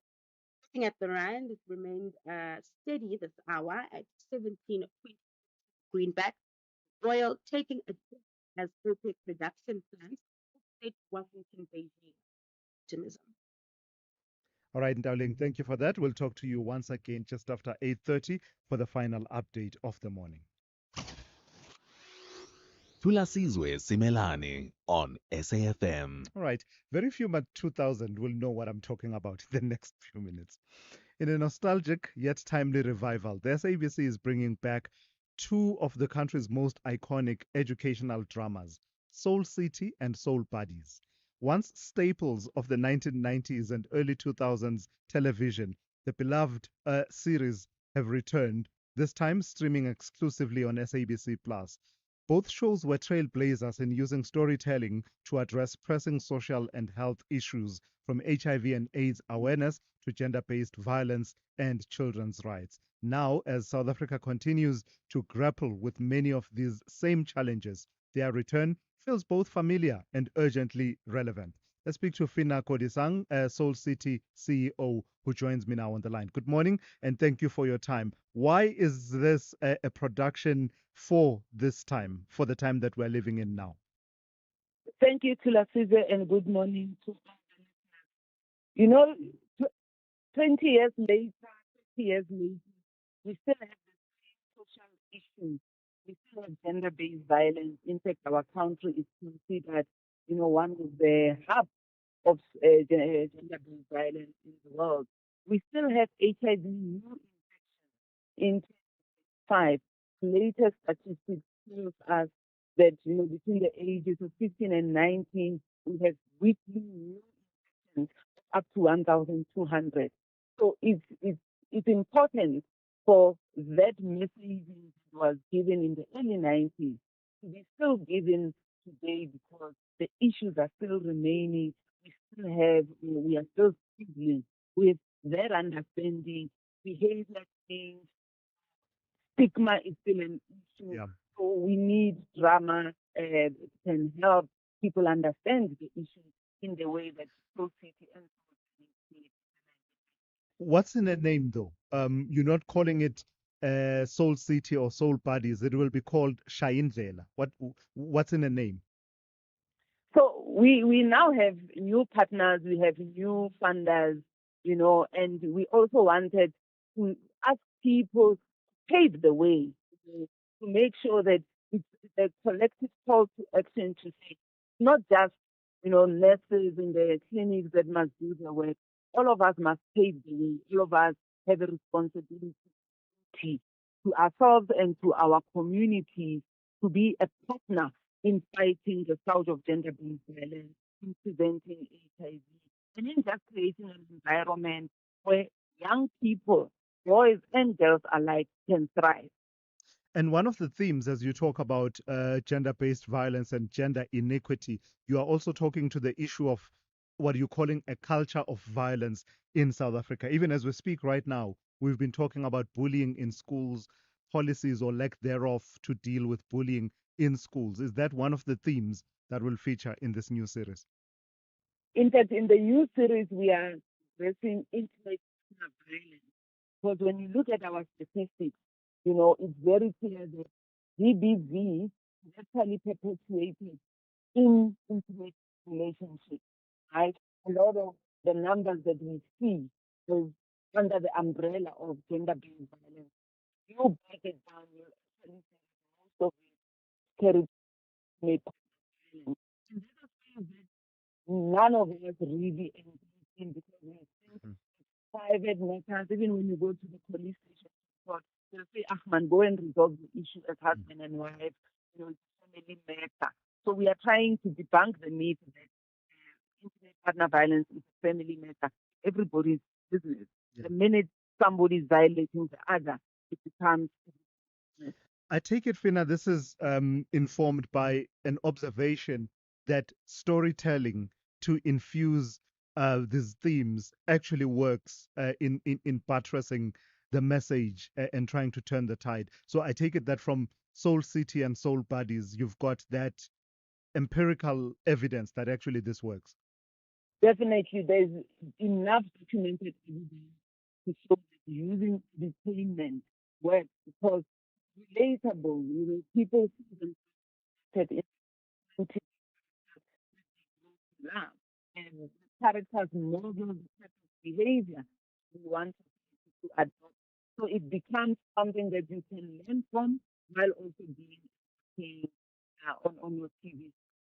So bringing back the old so that us taking everyone on this journey as to where we will be launching Shaheen to say, remember, this is where we come from. This is how we learn.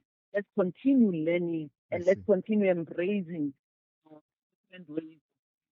Lastly, how much input did you, as an institute, have in as far as the creative, work and the creative process is concerned? And I ask this because some would say storytelling has changed and evolved significantly since the days of Soul Buddies and Soul City, in that, people are now co-creators, and the way that content is consumed has also changed quite significantly, especially consumed by the youth.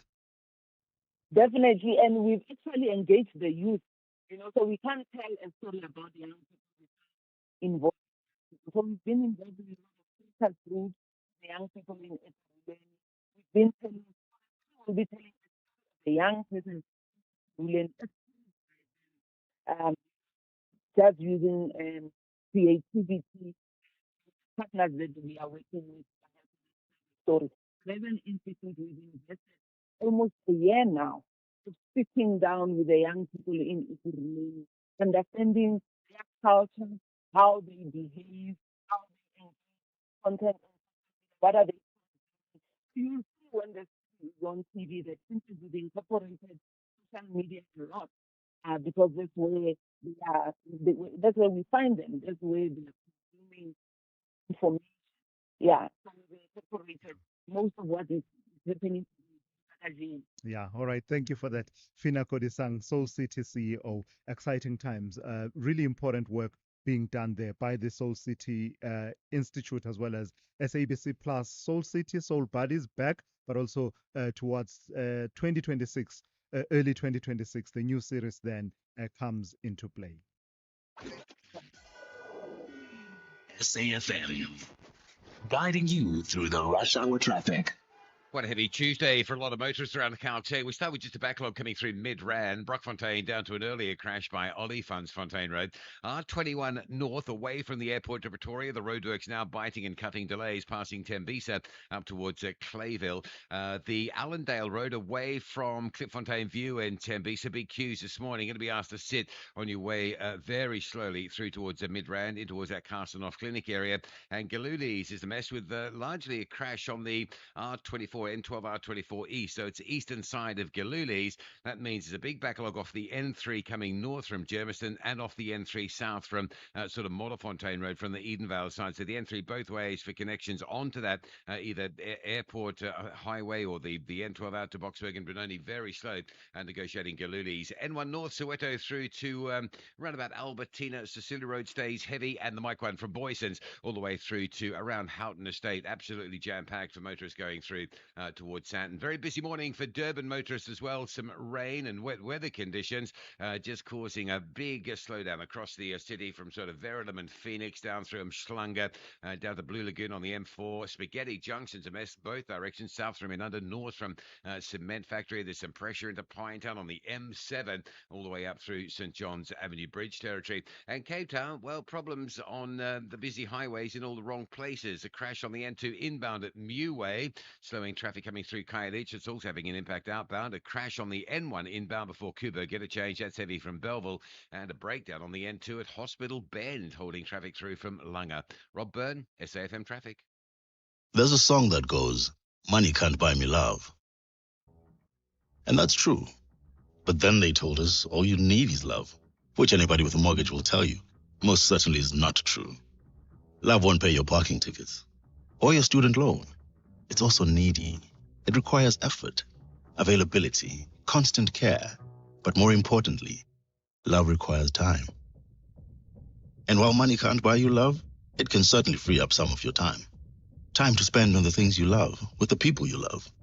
And if you're looking, maybe even time to find the one you love.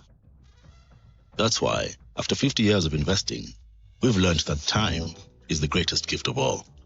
And the good news is, if you invest early, time gives you money. And then money gives you more time to do the things you love. And don't you love that about investing? Ellen Gray, long-term investing. Ellen Gray is an authorized FSP. James, congrats on the babies. Yeah, thanks. It's a wild ride. You're a new dad, 2 babies, 0 sleep, and 1 car that apparently couldn't cope. Yeah, the hatchback was my baby, but it just didn't have enough space for my 2 new babies. And are you happy with the price when you sold to WeBuy Cars? Very. We've even got some extra cash to splurge on one of those fancy brands that you basically need a license for. Good luck, James. WeBuy Cars. Geared for family, geared for you. Call Thulasizwe now, 086 000 2032. All right, let's go to Loward in Alberton. Good morning to you, Loward. What's on your mind this morning? Loward? Loward, are you there? Yes, I'm here. Yes, please go ahead. Good morning. Good morning, my brother. Let me not venture into the geographic fact debate. But that's the venture into this one, my brother. And thanks for the technology. Yesterday, starting the program, you engaged in development. Yes. Security material. Yes. And then he tried to outline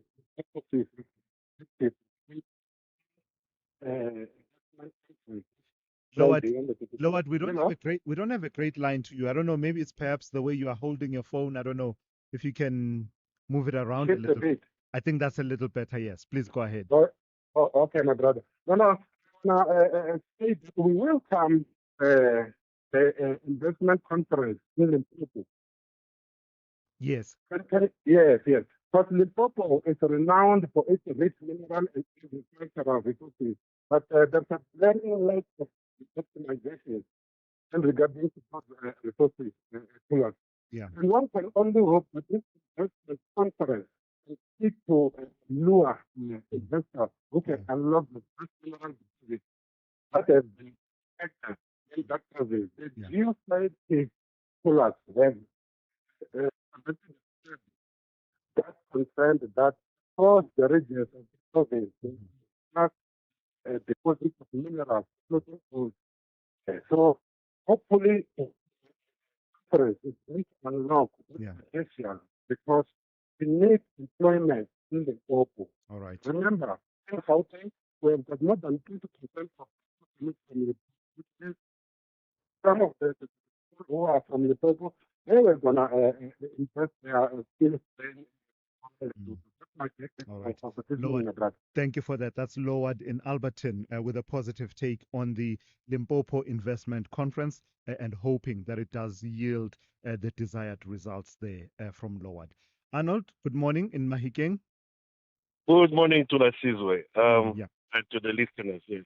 I just wanted to make a quick quick comment about what the lady said about insurance. Yes. I think we have to look at it differently because it's not only the old people, even the young ones. If we understand exactly why are they in power, they will grow old and they'll stay in power. You take the case of Congo, Joseph Kabila. He was young in 2016. He didn't want to leave power. So I'll just give you 3 examples. The first one is Congo Brazzaville. The reason he wants to stay in power is not really because of France or what, even though they say it's in the role of Total, but because, unknown to the rest of Africa, maybe it's our sister country, not the dynamic. There's a problem between people of the north and people of the south, Ngala and the Congo. He wants to stay in power because while you're in power, you have many advantages. And he wants those advantages to stay in the northern part of the country. That's why it's like that. The second example is Museveni. Museveni is in a country, Uganda, which is a country of Bantu people. But his tribe, the Ankole, are closely linked to the Tutsi of Kagame. And they see themselves as the rulers of the Bantu people. And they want to stay in power because they want the Tutsi, Hima, to rule that part of the world. The third one I'll give you is President Ouattara. He's the only one who fits actually in the neo-colonialism. Because Ouattara, the wife is French actually. He was the chief of staff for Houphouët Boigny, the one of France Afrique who was put there by the French for a long time. And the one who married Ouattara and Dominique was known, the guy that you know who's in jail now is Sarkozy. So yes, Ouattara is the one for the French interest there. But otherwise, people want to cling to power because power has got some advantages, either for your clan or for your tribe. That's why people say So power Arnold, sometimes. very quickly, Arnold, it sounds to me like at the heart of it, we need to be addressing issues of nation building such that we become a unitary nation without all these underlying interests that then dictate how power is retained and exercised. Easier said than done, yeah? You nail it. You nailed it. All right, Arnold, thank you for that insightful comment there from Arnold in Mahikeng. In fact, on that vein, let me continue with some of your voice notes that have come through on that theme. Good morning, Tulas and SAFM listeners.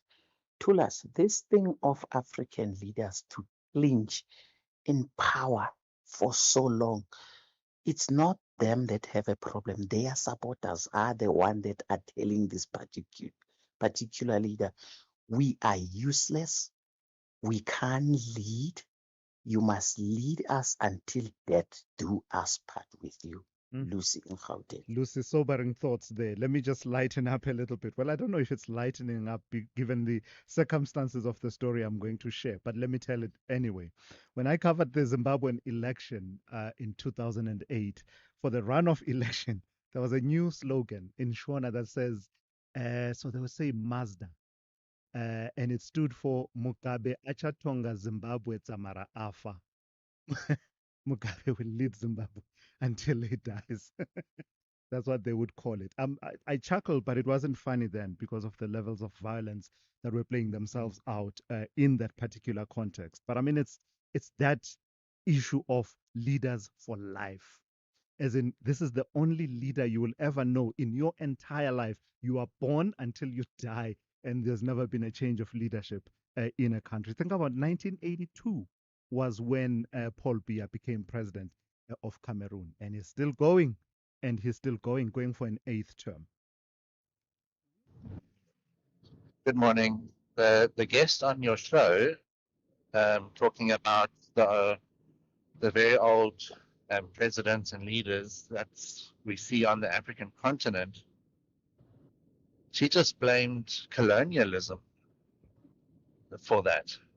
And when you asked her about, the struggle leaders who freed the countries, what would they have to do with colonialism?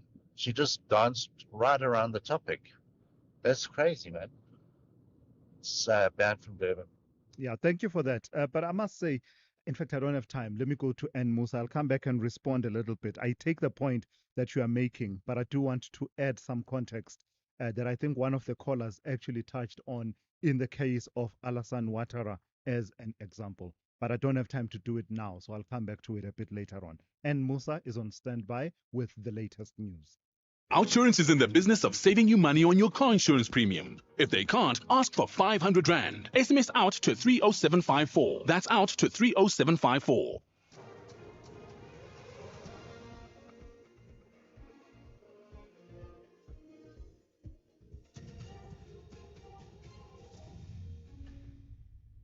In our top stories, a new witness to testify at the Madlanga Commission and UN concerned about military escalation in Sudan's North Darfur. Good morning. A new witness will take to the stand at the Madlanga Commission of Inquiry in Pretoria this morning. The new witness will testify remotely but on camera. A firearm allegedly used in the murder of Vereniging engineer Armand Swart has been linked to several other violent crimes across the country. SAPS ballistic expert Mishek Mkabela told the Commission yesterday that the same weapons recovered at Bramley in Johannesburg were connected to more than 20 other murders and attempted murders through the police's integrated ballistics identification system. The Commission also heard that details of those links may have been linked to suspects before forensic analysis were complete. Mkabela declined to comment on the matter, while the officer accused of sharing the information is expected to testify later this week. Chief Evidence Leader Advocate Matthew Chaskelson and Mkabela engaged on the issue. I mean, you're right. This is an issue that we need to take up with Captain Makhotwe.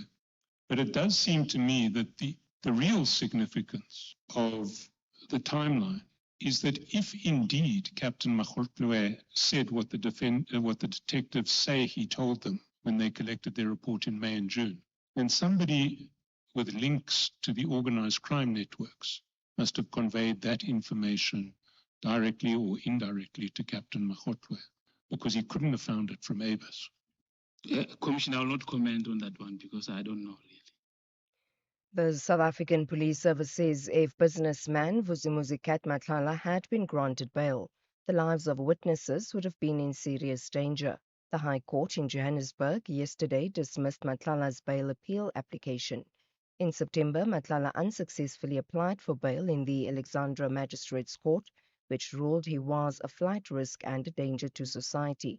Matlala is accused of orchestrating the failed assassination of his former girlfriend, Tebogo Tobejane, in October 2023. National Police spokesperson Athlenda Mate. We are linking him to 3 attempted murder cases, the one of Ms. Tobego Tobejane, as well as the attempted murder of Mr. Josie Banyoni, and the 3rd attempted murder case of DJ Fetis. We've had to also beef up security for our investigating team that is working around the clock on all these cases. And as well, the witnesses' lives are at risk. So we do welcome this decision to keep him behind bars, where we strongly believe that he belongs. 5 men accused of kidnapping and murdering journalist Sibusiso Ndlovu and his partner Zotwa Mdluli are due back in the KwaMhlanga Magistrates Court today. They are expected to apply for bail. Luyanda Danga reports. The accused appeared in court on the 14th of this month, but their legal representatives were not present in court.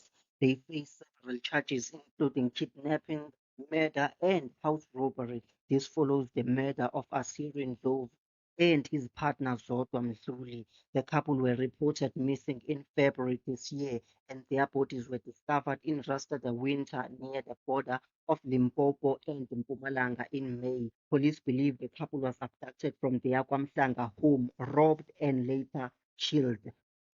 A 20-year-old man convicted of raping girls aged 11 to 13 years old has been sentenced to 7 life terms by the Nkuankua Regional Court outside Tzaneen in Limpopo. The rapist was found guilty of raping 3 minors at Bond Village in June 2017. The sentences will run concurrently. NPA spokesperson Mashadu Malabi. On 26 June 2017, the accused was walking with a dog while armed with a bang when he forced 3 minor girls between the age of 9 and 13 into the bushes and raped them, and further robbed one of the victims her cell phone. The NPA welcomes the sentence. And finally, the UN Secretary-General Antonio Guterres has expressed grave concern over the recent military escalation in Al Fasher, the capital of Sudan's North Darfur province. In a statement, Guterres says the region had been the epicenter of suffering, trapped by a tightening siege by the paramilitary Rapid Support Forces. Sudan's military leader, General Abdel Fattah al-Burhan, also announced the withdrawal of his Sudan Armed Forces from Al Fasher, the last stronghold in Darfur. Showan Bryce Peace reports. The Secretary-General said he was deeply alarmed that weapons and fighters continue to flow into Sudan, further contributing to the already desperate situation in the country, demanding an immediate end to this. Guterres also strongly condemned reports of violations of international humanitarian law and human rights abuses in al-Fasher, including indiscriminate attacks and the targeting of civilians and civilian infrastructure, as well as gender-based violence, ethnically motivated attacks, and ill treatment. He reiterated his call for an immediate cessation of hostilities, urging the Sudanese armed forces and the Rapid Support Forces to immediately engage with his personal envoy towards a negotiated settlement. Recapping the top story, a new witness will take to the stand at the Madlanga Commission of Inquiry in Pretoria this morning. The new witness will testify remotely but on camera. For SAFM News, I am Anne Musa. Outsurance will go out of their way to try and save you money on your car insurance. If they can't, ask for 500 Rand. SMS out to 30754. That's out to 30754. You could spend 10 minutes trying to fix the office printer or get a 10-minute quote from Outsurance that could save you thousands on your car insurance. For her 2025 Hyundai Exter, 65-year-old Helena now pays only 398 Rand a month. And for her 2024 Haval H6 4x4, 50-year-old Priya pays just 1,178 Rand a month. Ready to get more out of your car insurance? SMS out to 30754. That's out to 30754. Outsurance, licensed insurer and FSP. TCs and information online. It's a very good morning to you in your SFM Sports Headlines. Soccer, Banyana's WAFCON dream under threat as off-field chaos continues. And in cricket, Quinton de Kock returns to spark the Proteas ahead of their Pakistan T20 clash tonight. It will bring you details just before 8:30. SAFM, guiding you through the rush hour traffic. Good morning. Crash scenes on the very busy highway networks around Gauteng this morning. One on the N3 north at Galulis, and another as you come off the N3 and pick up the R24 towards the airport, so just east of Galulis. Net result of all that, the N3 heavy from Elands interchange all the way up through Bedfordview. Southbound it's heavy from Edenvale into Galulis, and the N12 and R24 routes coming in from the Ekurhuleni side quite heavy as well. Also the N3 from Alex up to Buccleuch heavy into the roadworks southbound from Limbro Park down to London Road, and queuing now on the R21 into the roadworks at Olifantsfontein on your way northbound towards Pretoria. Fat traffic on the Allendale Road from Tembisa, Kempton Park side, Allendale across to Carstenoff Clinic area on your way to Midrand, very heavy, and a crash on the M1 South at Olifantsfontein, so big traffic on that run through Midrand this morning. Durban with some rain about, everything on a slow go. There's some heavy pressure into Spaghetti Junction. N2 South has a breakdown, so coming through from Inanda Road is bad. The M4's got traffic between Blue Lagoon and Umhlanga in both directions as well. And Cape Town, not to miss out, crashes on the busy highways. The N2 inbound at Muwe and Khayelitsha, that's heavy from Baden-Powell, and a crash on the N1 inbound at Coburg Interchange, pushing traffic right back to Plattekloof Hill. There's also a breakdown on the N2 into Cape Town at the busy Hospital Bend. With your traffic update, I'm Rob Byrne.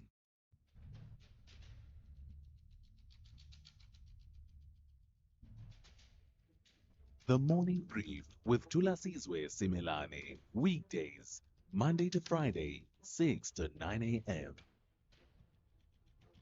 The Morning Brief with Thulasizwe Simelane. Weekdays, Monday to Friday, 6 to 9 a.m. 9 minutes after 8. Welcome to it, the third hour of the morning brief on this Tuesday. It is great to be in your company. I'm chuckling because of a message from Manape in Polokwane. I won't read it out loud, but it's a special message for one of our own, Melissa Puta. Not Hurricane Melissa. No, Melissa Puta. Manape, we got you, bro. We got you. We got you. Yeah. Special message, special greeting from Manape in Polokwane for Melissa Puta. Let's go to this one. It is, someone says, I blame the voters in Cameroon. The man once forgot he is attending UN Security Council and also peed in front of masses. This is Klas Kutsier at Harankopane village in Kwakwa, Maluti Apofung, weighing in on that situation. And then someone else here says, the commentator, Lerato Tsebe, is on point on her analysis. It is not so much that Cameroon and Ivory Coast are electing those dinosaurs, but rather that the former colonial power, France, turns a blind eye to electoral frauds. In Cameroon, the kleptocracy in place is so generous to France's interests, the youth feels so helpless in taking their destiny in their hands. There is no real voting for the old guys, but a subversion of the existing constitution to stay in power forever, says Romza there, responding to that conversation that we were having a bit earlier on about what is called a gerontocracy, the tendency to elect octogenarians and nonagenarians, 80-year-olds and above, 90-year-olds and above, a trend that we are seeing on the African continent. And lastly, let me see, someone here says, I think we ought to stop complaining about the ANC and start shifting our focus to SAFA, the South African Football Association. We need to start finding ways to get our voices heard. Shenanigans have been taking place for far too long now, says Mompati in Boksburg. And on it goes. Do keep those calls coming. The number to dial 086 000 2032. Your WhatsApp voice notes 0614 104 107. The comment I wanted to make earlier on, it's not even that deep. It's not that deep, really.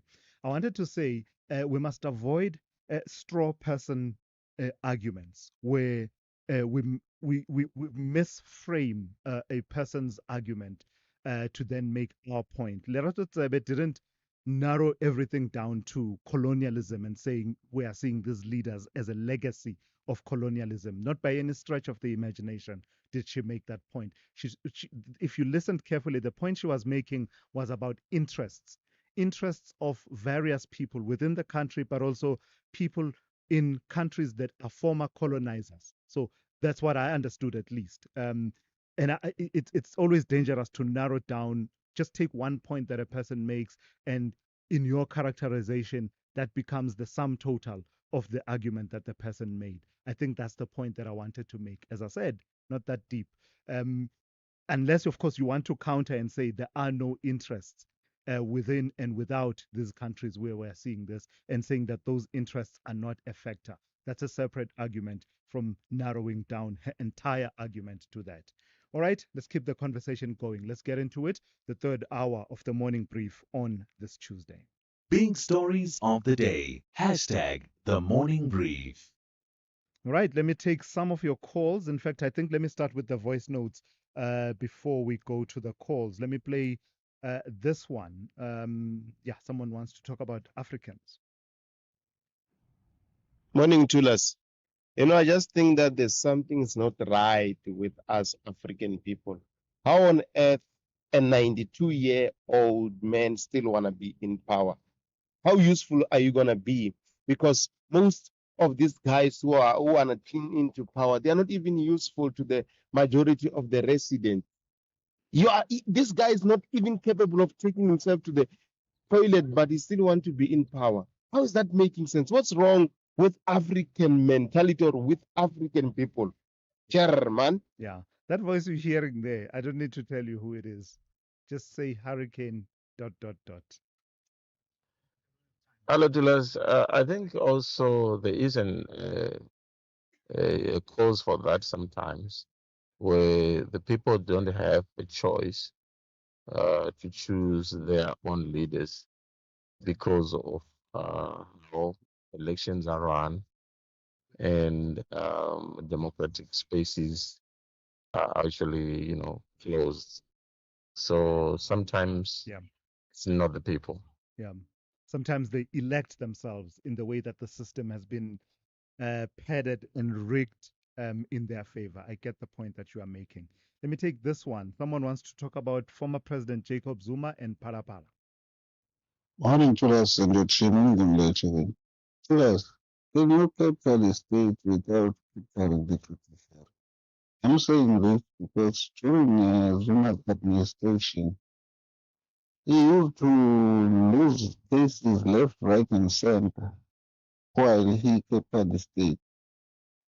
But currently, if you look at the Parapara issue, it shows us that judiciary, SARS, Reserve Bank, all these institutions are captured. What is really happening to this? That's close. All right, thank you for that. And I remember the arguments that former President Jacob Zuma used to make about state capture, that there are three arms of the state. If you're saying this, the state is captured, are all these three captured? That is the executive, the legislature, and the judiciary.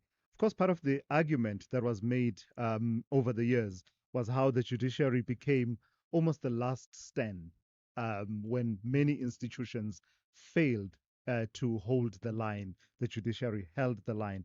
That was the narrative. But I hear the point you are making, and I hear the subtext of what you the point that you are making, and I don't want to diminish from it. Just pointing out another element to that conversation.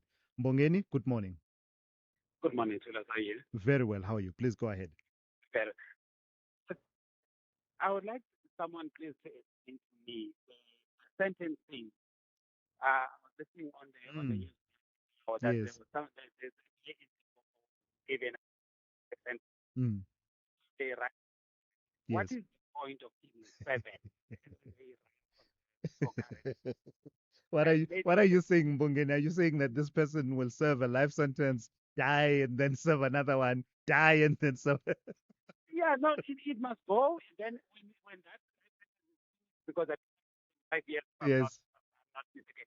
Then they say okay, number 2, number 3. So that there's no possibility of you ever leaving prison. I go to less in less than no time. Yeah, because life in this country is more or less 25 years, yeah? Yes. So what I'm asking is that if someone can explain to me why would that go into the saying 7, but effect. Gotcha. Bongeni, thank you for raising that point. One of the many points that I think we will try and do a masterclass of sorts on. The main one that we will start with, and we're really working hard, is the whole bail system, because it has become such a major talking point. Believe you me, we are working hard to try and get you the right authority to come and talk to this and give us a bit of a masterclass on that. Sentencing seems to be the other one that Mbongeni is suggesting that we will have to tackle in the coming days. George, good morning to you. Good morning, Thulasizwe. How are you? Very well. Please go ahead. Thulasizwe, I was disappointed yesterday with the statement by the people in the National Commission. Yeah. One, the brigadier went into the commission with the key purpose of blindsiding South Africans on what he presented. The 60,000, 40,000, and 40 members. Yes, that is important, but it should not have been the focus of his statement. Yeah. He left out critical information that would have made us South African and the Commission be able to examine the terms as mistakes. One, he left out describing to us or telling us about the legal and operational environment of the law. Yeah. What am I saying about that? Standard operating procedures, the review mechanism, the system in place, the access management in the lab, the competency level that you in staff members. Because all what now is going to hinge on the evidence. It's going to hinge on operational issues. Yeah. New mechanisms that are in place. You know, the operational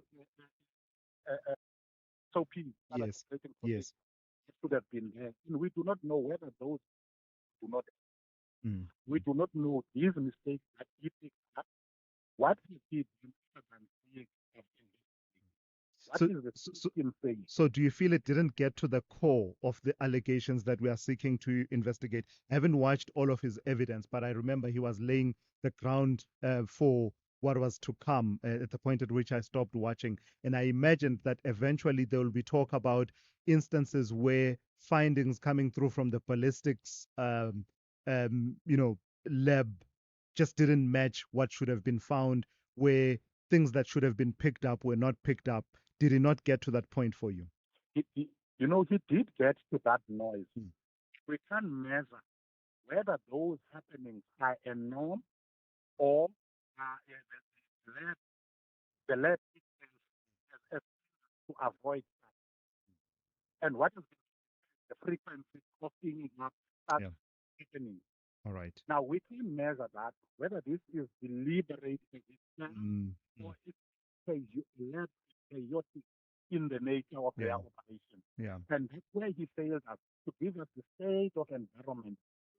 All right. If he failed, and the failure for him was deliberate. Okay. Got you. Why do you say it was deliberate? That failure of giving us the environmental state of the lab, the policies, SOPs, procedures that are there, the review mechanisms that are in place, they should have done right. All right. George, thank you for that insightful comment there from George, talking about the happenings at the Madlanga Commission of Inquiry. Yesterday, focusing on the operations of the forensic labs and the ballistic operations in that testimony that we heard yesterday. So for George, it just didn't go far enough. It tended to focus on operational issues as opposed to getting to aberrations where, the outcome is not what it should be. So that's the sense that George has, that it didn't get that far. The Expresso Morning Show has been nominated in 5 categories in the 3rd Annual National Film and Television Awards South Africa. It all happens on Saturday, the 22nd of November 2025 at the South African State Theatre in Pretoria. And public voting is open from the 13th of October to the 20th of November at midday. So visit nationalfilmacademy.com, register and vote for Expresso Morning Show in all 5 categories. And of course, catch us weekdays 6 to 9 a.m. right here on S3.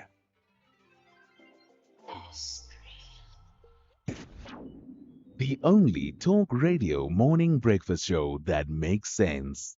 The Morning Brief with Thulasizwe Simelane. It is coming up to 23 minutes after 8. Mental health challenges among South Africans, particularly the youth, are reaching alarming levels. The South African Depression and Anxiety Group, SADAG, reports receiving over 3,000 mental health crisis calls daily, with many coming from young people battling depression, anxiety, and suicidal thoughts.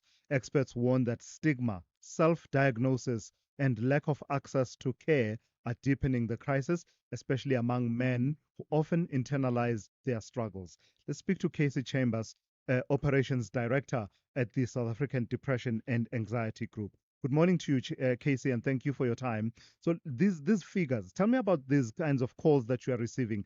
3,000 mental health crisis calls, and I emphasize on crisis.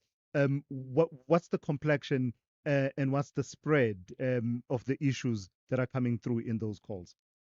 Good morning, and thank you for that. I think when we think of 3,000 calls, those are just incoming calls of people who have heard about SADAG or who are reaching out for help every single day.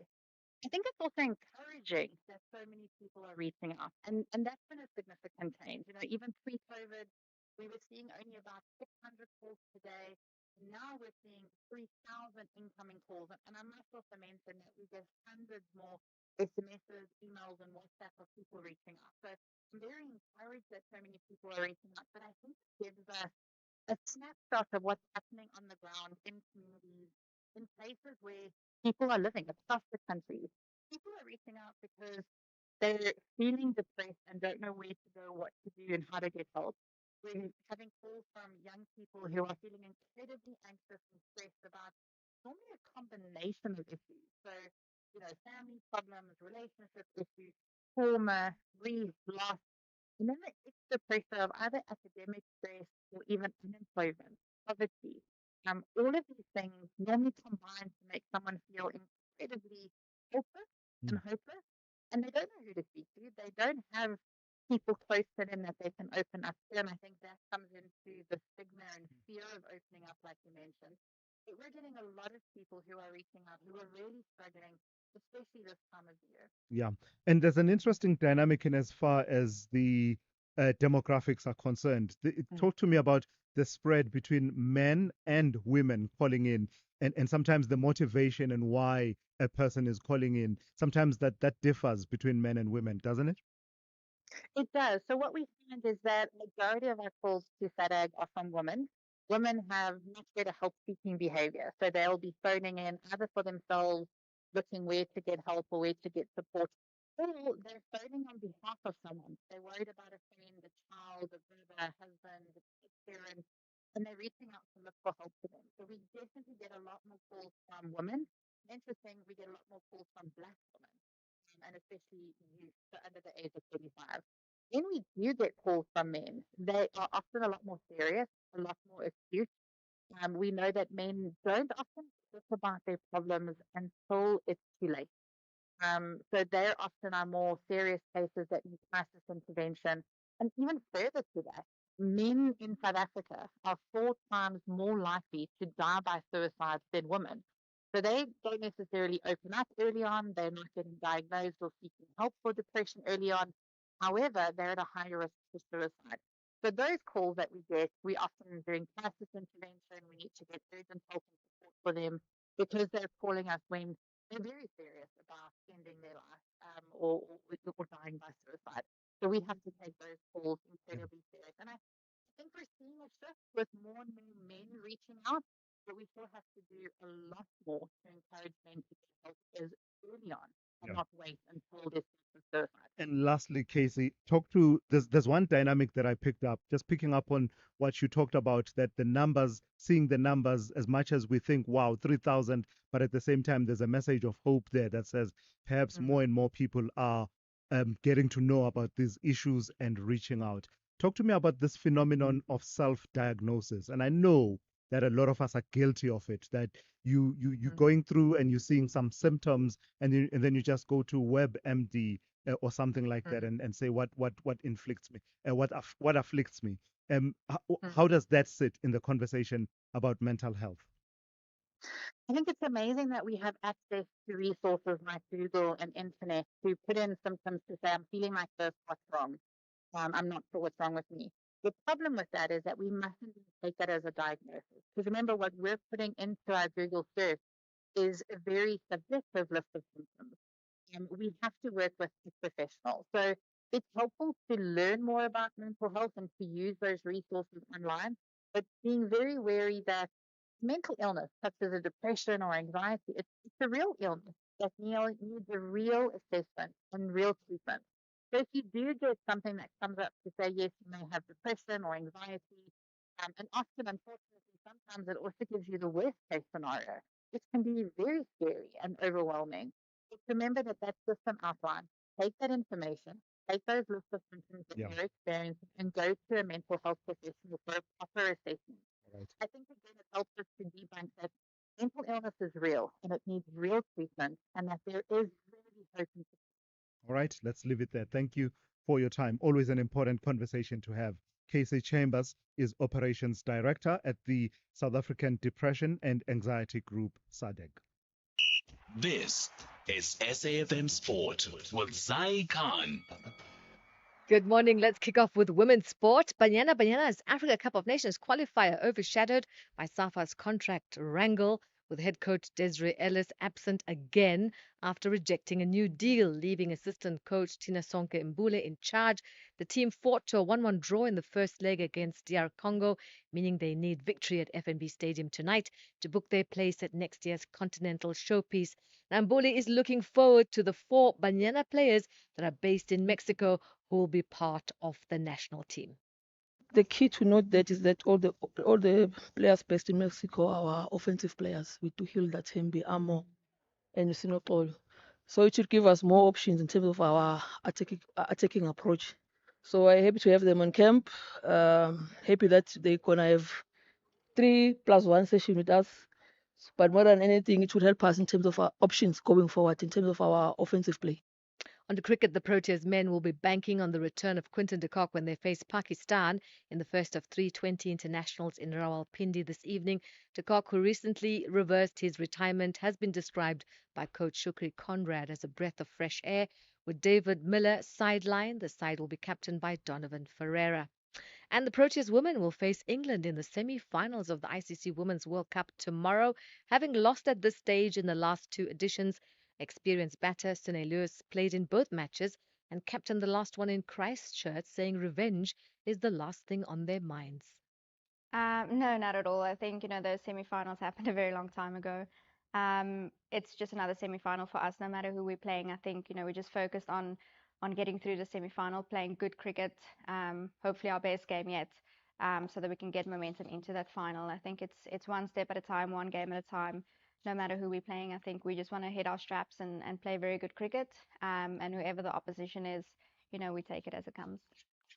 And finally, Athletics South Africa, their president James Molloy facing possible suspension following the probe into his use of the federation's credit card. The SA board announced that Molloy has until Friday to provide reasons as to why he should not be suspended. This development stems from a report by the South African Sports Confederation and Olympic Committee, SASCOC, which flagged a series of questionable expenses charged to Molloy's ASA cricket card. That's your final whistle on the Morning Brief Sport. John Gericke is ready off the blocks. He'll be back around 12:30. I'm Zai Khan.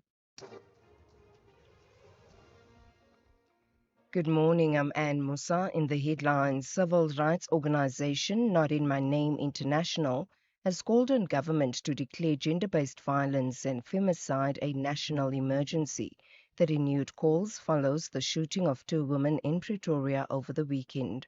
A new witness will take to the stand at the Madlanga Commission of Inquiry this morning. The new witness will testify remotely but on camera. And the Competition Commission is prosecuting 2 companies, Paragon Tailings and Fraser Alexandra, for allegedly colluding to win a tender issued by Sibanye Stillwater in 2020. I'll have details on these and other stories at 9. SAFM, guiding you through the rush hour traffic. Still a bit of a mess around Galuli's interchange. Some real challenges there with this earlier crash on the R24 or N12 eastbound, if you like. So it's just east of the interchange, but it means a really big queue coming up the N3 from Germiston and on the N3 south coming through from Edenvale. So some real pressure on the N3, and then that's only half the job. You're going to get through Galuli's now past that crash in. If you need to get to the airport, you need to give yourself plenty of time to get through that. Otherwise, just stay away and use some alternative routes. N1, all of a sudden, from Bayers Nordia up to Winnie-Mandela, four-way side is heavy. So that runs through Randburg towards four ways under pressure. And Republic Road, we touched on this earlier, really big delays coming out of Randburg, Ferndale side across to Winnie Mandela. Halfway through, people are ducking out and then jamming up at Jan Smuts through Craighall, trying to get a cut through there, but it's not really working. Breakdown on the M1 north at Allendale, so big traffic on the N3 into the roadworks, as well as the N1 up from Rivonia to get through Buccleuch for a turn to Midrand, and the R21 north queuing into the roadworks at Olifantsfontein. That'll be an all-day queue.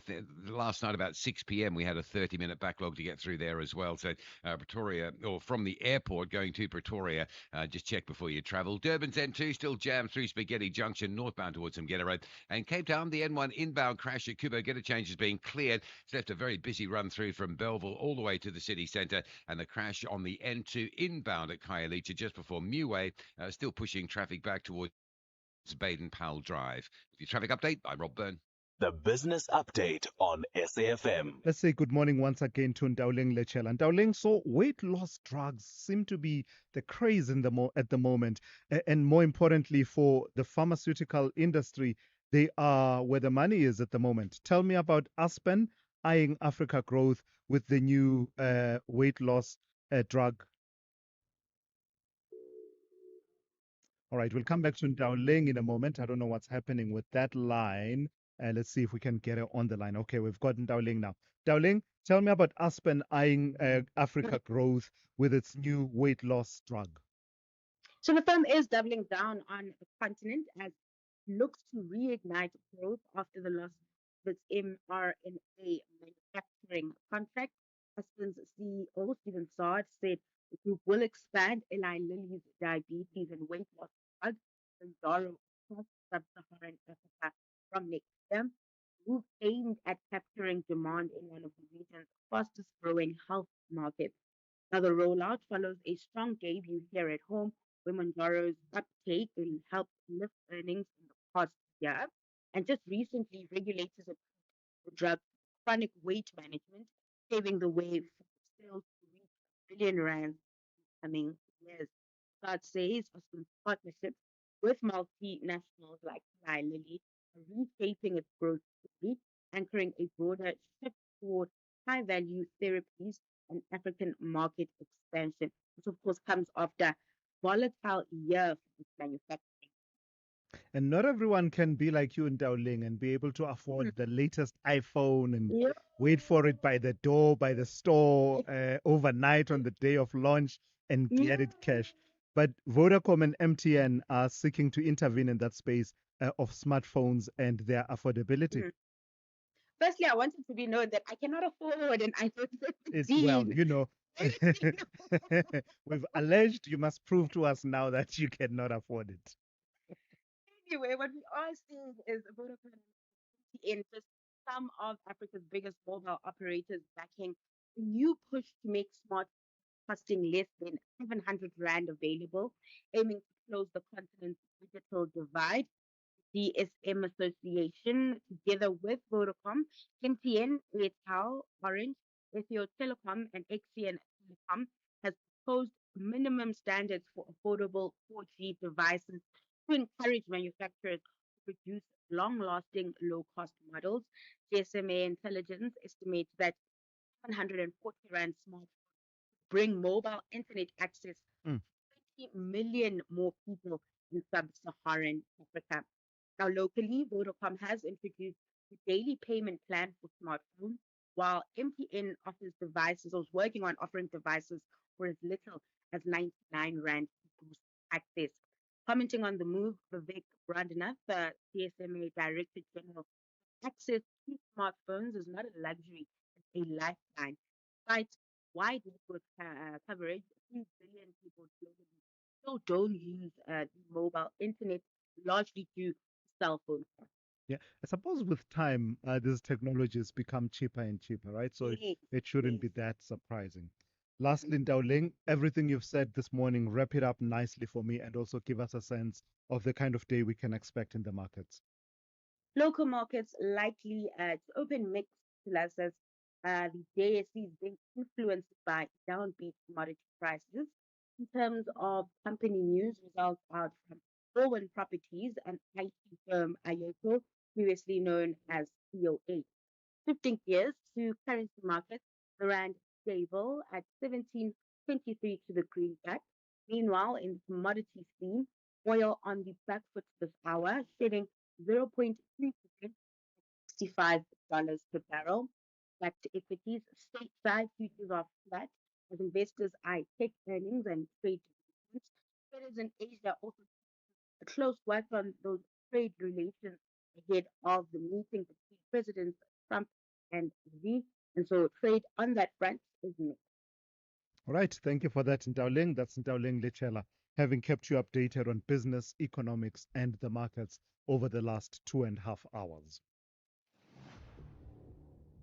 This October month, SAFM focuses on cybersecurity awareness. As we live more of our lives online, staying safe in the digital world has never been more important. From spotting cyber threats to protecting your personal data, SAFM brings you the conversations that empower you to stay secure. SAFM, leading the conversations that move us. This is Thulasizwe Simelane on the Morning Brief. All right, let's tell you about this story coming out of the courts. One of those evolving legal issues and positions.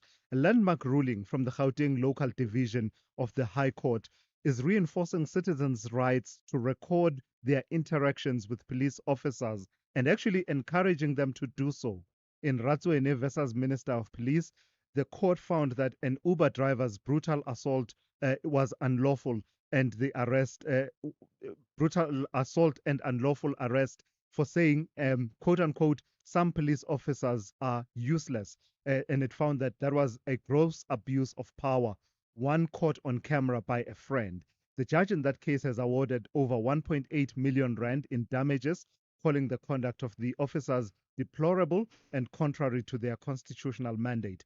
The court said public recordings, like the video in this case, are crucial to stem the floodgates of abuse by law enforcement officers. Let's speak to Ntabiseng Dubazana, legal expert, but also founder and director of Dubazana Attorneys. Good morning to you, Ntabiseng, and thank you for your time. I was a bit skeptical. I wasn't sure whether there was a new case along this vein, because I was just thinking about the one that came a couple of months ago, the Jacobs judgment. Tell me how this judgment builds on what was found around the Jacobs judgment. Good morning, and thank you so much for having me. So, in this particular instance, in this case, it helped the plaintiff get kind of damages that he was trying to fight for, and but for the recording, that shows that there was no need basically for the police to act the way they did. They may not have gotten the compensation they got.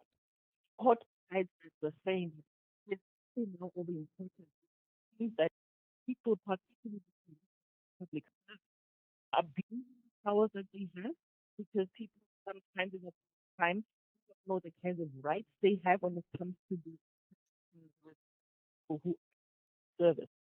So that court is that the situation beyond that kind of reporting, because we see that there is some sort of law being broken, or the situation where somebody of authority is abusing that authority. It is your best interest as a member of the public to report that kind of situation.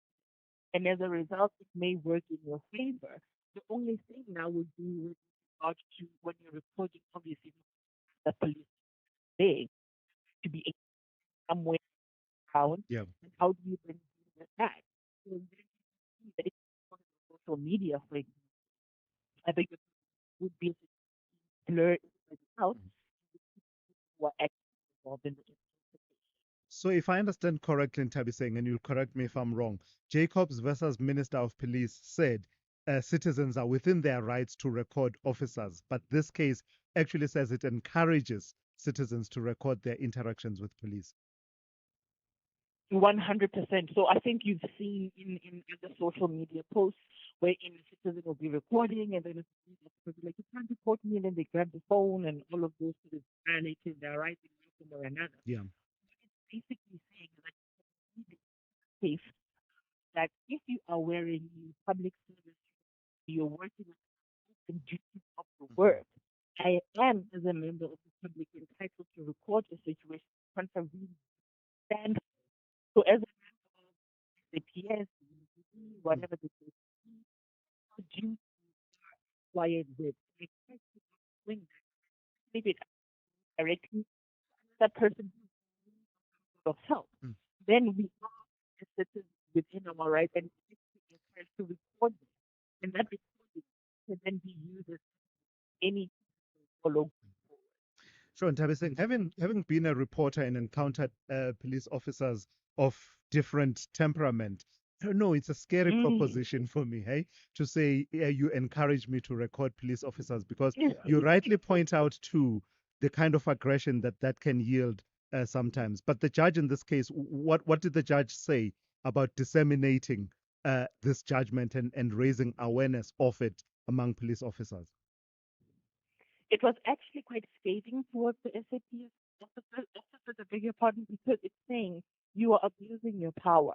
Had it not been for someone being able to report this woman was, I'm sorry if I remember mistaken, this man may not have the kind of assistance, but try and do better.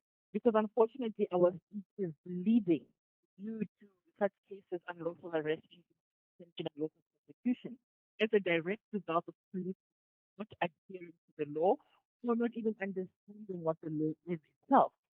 Acting the whole, and only to find that when the nation report, it really does not mean what they thought it was. And then citizens are now claiming this right. Already our coffers, or the state coffers, are suffering so bad as a direct result of your behavior. Knowing this is hopefully you'll put them in check and let them know what the law is enough of their. Just from the work you do in Ntabiseng, what would you say about the need for better police training and awareness raising around these matters, and also with the figures that you are citing of the litigation and the cases that are before the courts that stem from unlawful arrest, and in some instances coupled with a fair amount of violence towards the people that are victims in those circumstances. Your philosophy, it would be amazing if after your academy, every year or so, most you get training on the development of the law. Because when they go into training, those obviously are not the kind of training go through. And we as attorneys, when we go into court, we're going to go through everything we did with the same form in accordance to whatever system or whatever crime that we're dealing with. Can't answer those questions. I, as an attorney, have been practicing for so long. Law changes every other day. Just because the truth has not been implemented doesn't mean that the law hasn't changed. Read up the law, see what else is new, so we can apply the case today. It's that cooperated within that Yeah. every year they are taught something about the recent case. Actually, could avoid a lot of things. But all of this, I imagine, and I don't know if you have a comment on it, would be obviated by a move towards rolling out body cams, wouldn't it? I'm of the view, and this is my personal view, that I would prefer a situation where body cams and dash cams are standard, such that police officers, when they interact with citizens, they ensure that much of the interaction is in view of the dash cam or the body cam, and everything that happens that you deliberately want to happen outside of view of that is presumed to have been unlawful until you prove otherwise. But that's just me. I think I agree with you, but I did think I saw something, an article towards that effect that they're trying to integrate a use of body cam. So it works to our advantage and right going forward. All right, Ntabi saying thank you for that. And of course, that would not work all the time because, of course, in emergency situations where there's a shootout and a chase, etc., I think we would make provision for that in terms of my suggestion. Tabiseng Dubazana, legal expert, but also founder and director at Dubazana Attorneys. Call Thulasizwe now, 086 000 2032. So let's take a quick reaction to that conversation we were having with Ntabiseng Dubazana.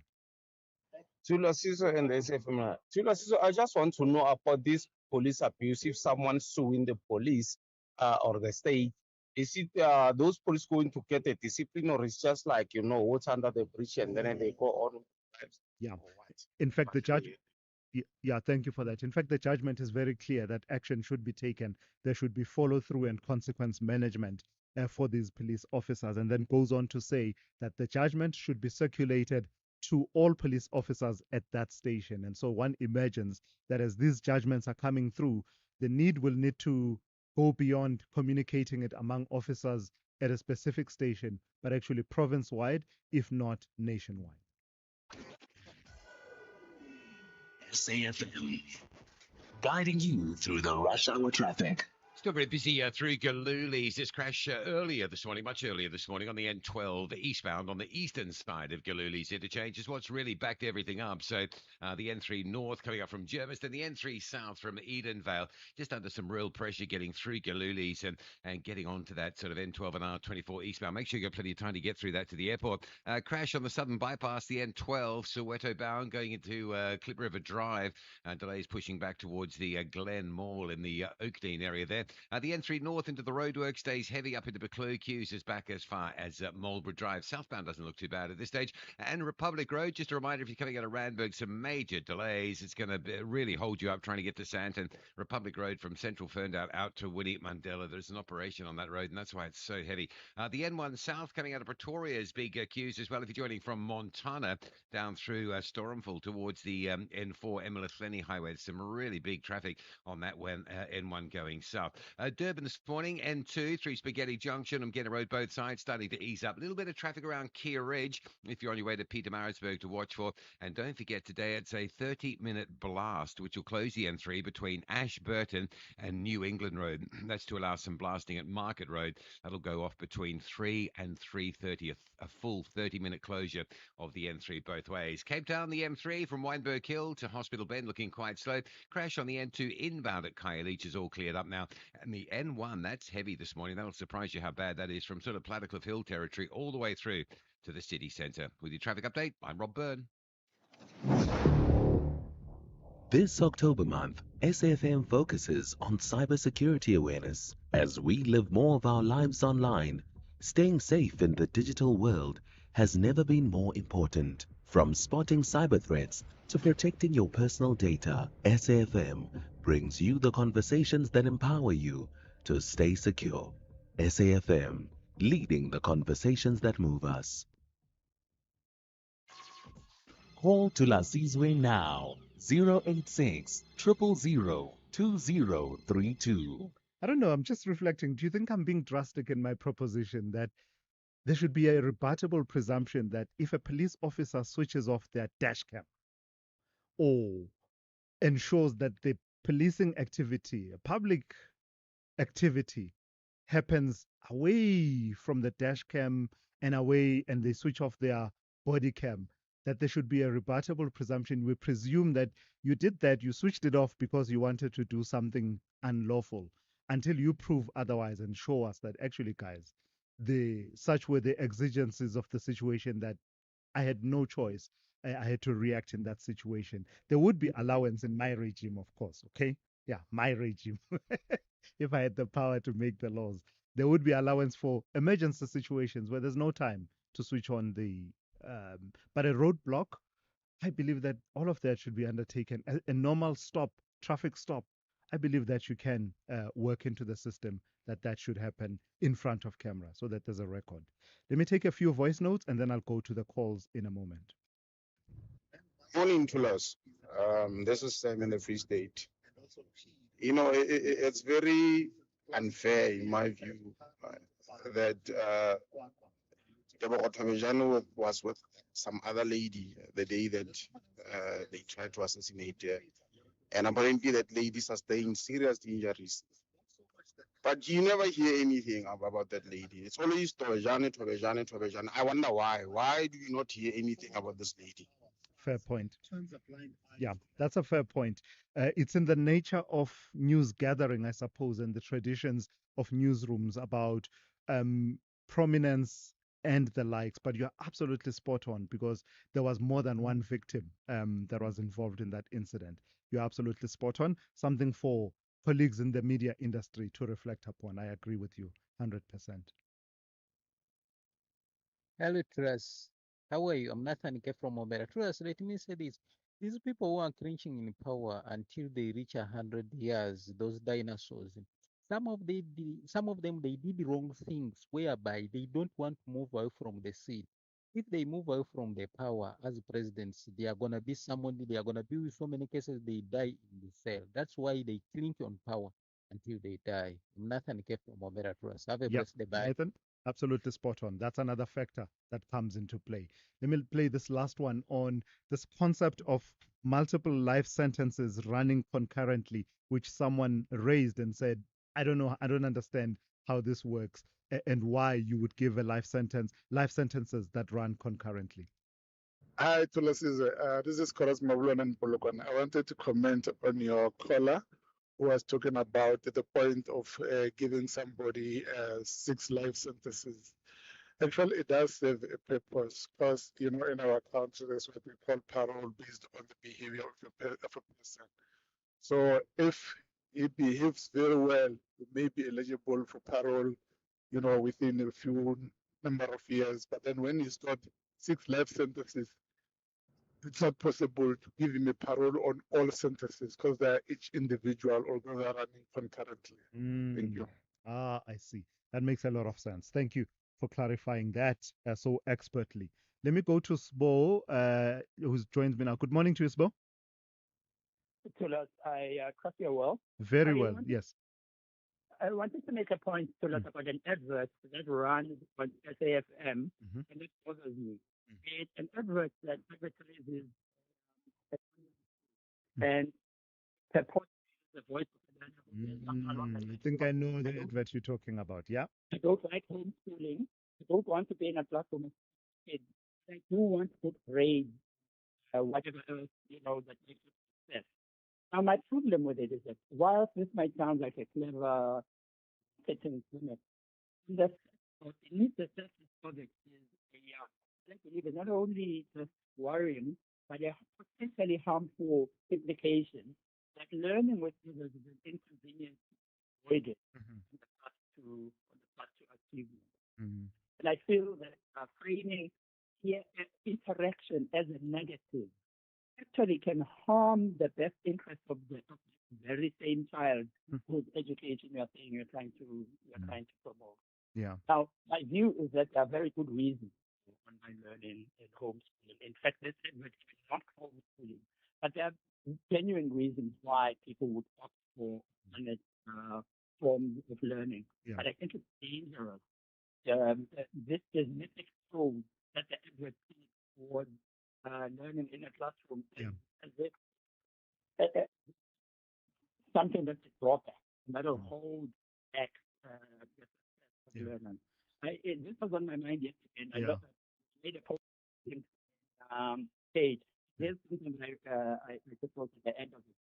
I said, in academic gain, social development, advertisers create a false dichotomy. The most thinking educational institutions, both online and brick and mortar, are finding ways to integrate it. The goal should not be to create a generation of academically successful transformators, to empower well-rounded, socially competent, and empathetic individuals. Our messaging must reflect that more complete and more responsible vision of education. Solid input. I just felt that this advertisement was troublesome. I hear you, Sbo. Thank you for that. That's Sbo there. And perhaps what Sbo is saying is that it didn't need to be comparative marketing to say either that or that. And he calls it a false dichotomy. And you can hear that Sbo has thought through that particular issue at length. Peggy, good morning.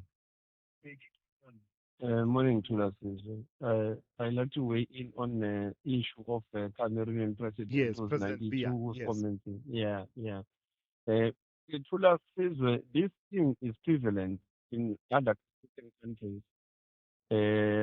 President Masaveni, I'm not sure of his age now, but I can believe that he's almost in the same region in terms of the age group. President Mugabe, when his last term, when he finished his last term, when he vacated the office, was almost in the same age. But we should look at the contributing factors to the census. Yeah. What are the contributing factors? Maybe the contributing factors are that some of them are that these guys, they are afraid that when they vacate office, they might get charged. So to stop that processes, they must remain in power until they vacated through the profit. Or the other contributing factors are the beneficiaries, people who are surrounding them. If I know that I'm guaranteed a ministerial position when this current president is coming back in the office in the following term, I'll convince him that, look, people still want you. You've got this project, this is not complete. You've got that project, that is not complete. Yeah. So you need to come back. While I'm doing so, trying to advance it, advise him, what I'm doing it for my own self-enrichment. So the people surrounding them are the contributing factors. But my debating point one should be one optimism too. You know, I'm calling him these days Mr. Taking Order, and I'm calling him I am forgetting this other name that I'm calling him. But there is this taking order that has stuck with me. Oh, Iputa. I'm also calling him Iputa. He Mr. Iputa. Mistake, Go out there and make Iputa. And then this one of saying the F level 8 can be acquired through having a junior degree, variety of certificates or junior diplomas underneath. Hey, that was really under the belt for that guy. Remember, that guy is a teacher, a profession, and also was a minister of public administration. So this things are his responsibilities to improve vetting academic records. So what was he vetting when he was there? Mr. Nkunu must have to do everything and resign. Gotcha. Peggy covering quite a number of topics there. Unfortunately, Solomon and Khotso, I don't have time to get to you. That's really it. That's why we have to leave it. And thank you for listening and for engaging with us once again this morning. The Talking Point with Kathy Motlatlana up next here on SAFM. After the news at 9 with N. Musa. I'm Thulasizwe Simelane. You've been briefed.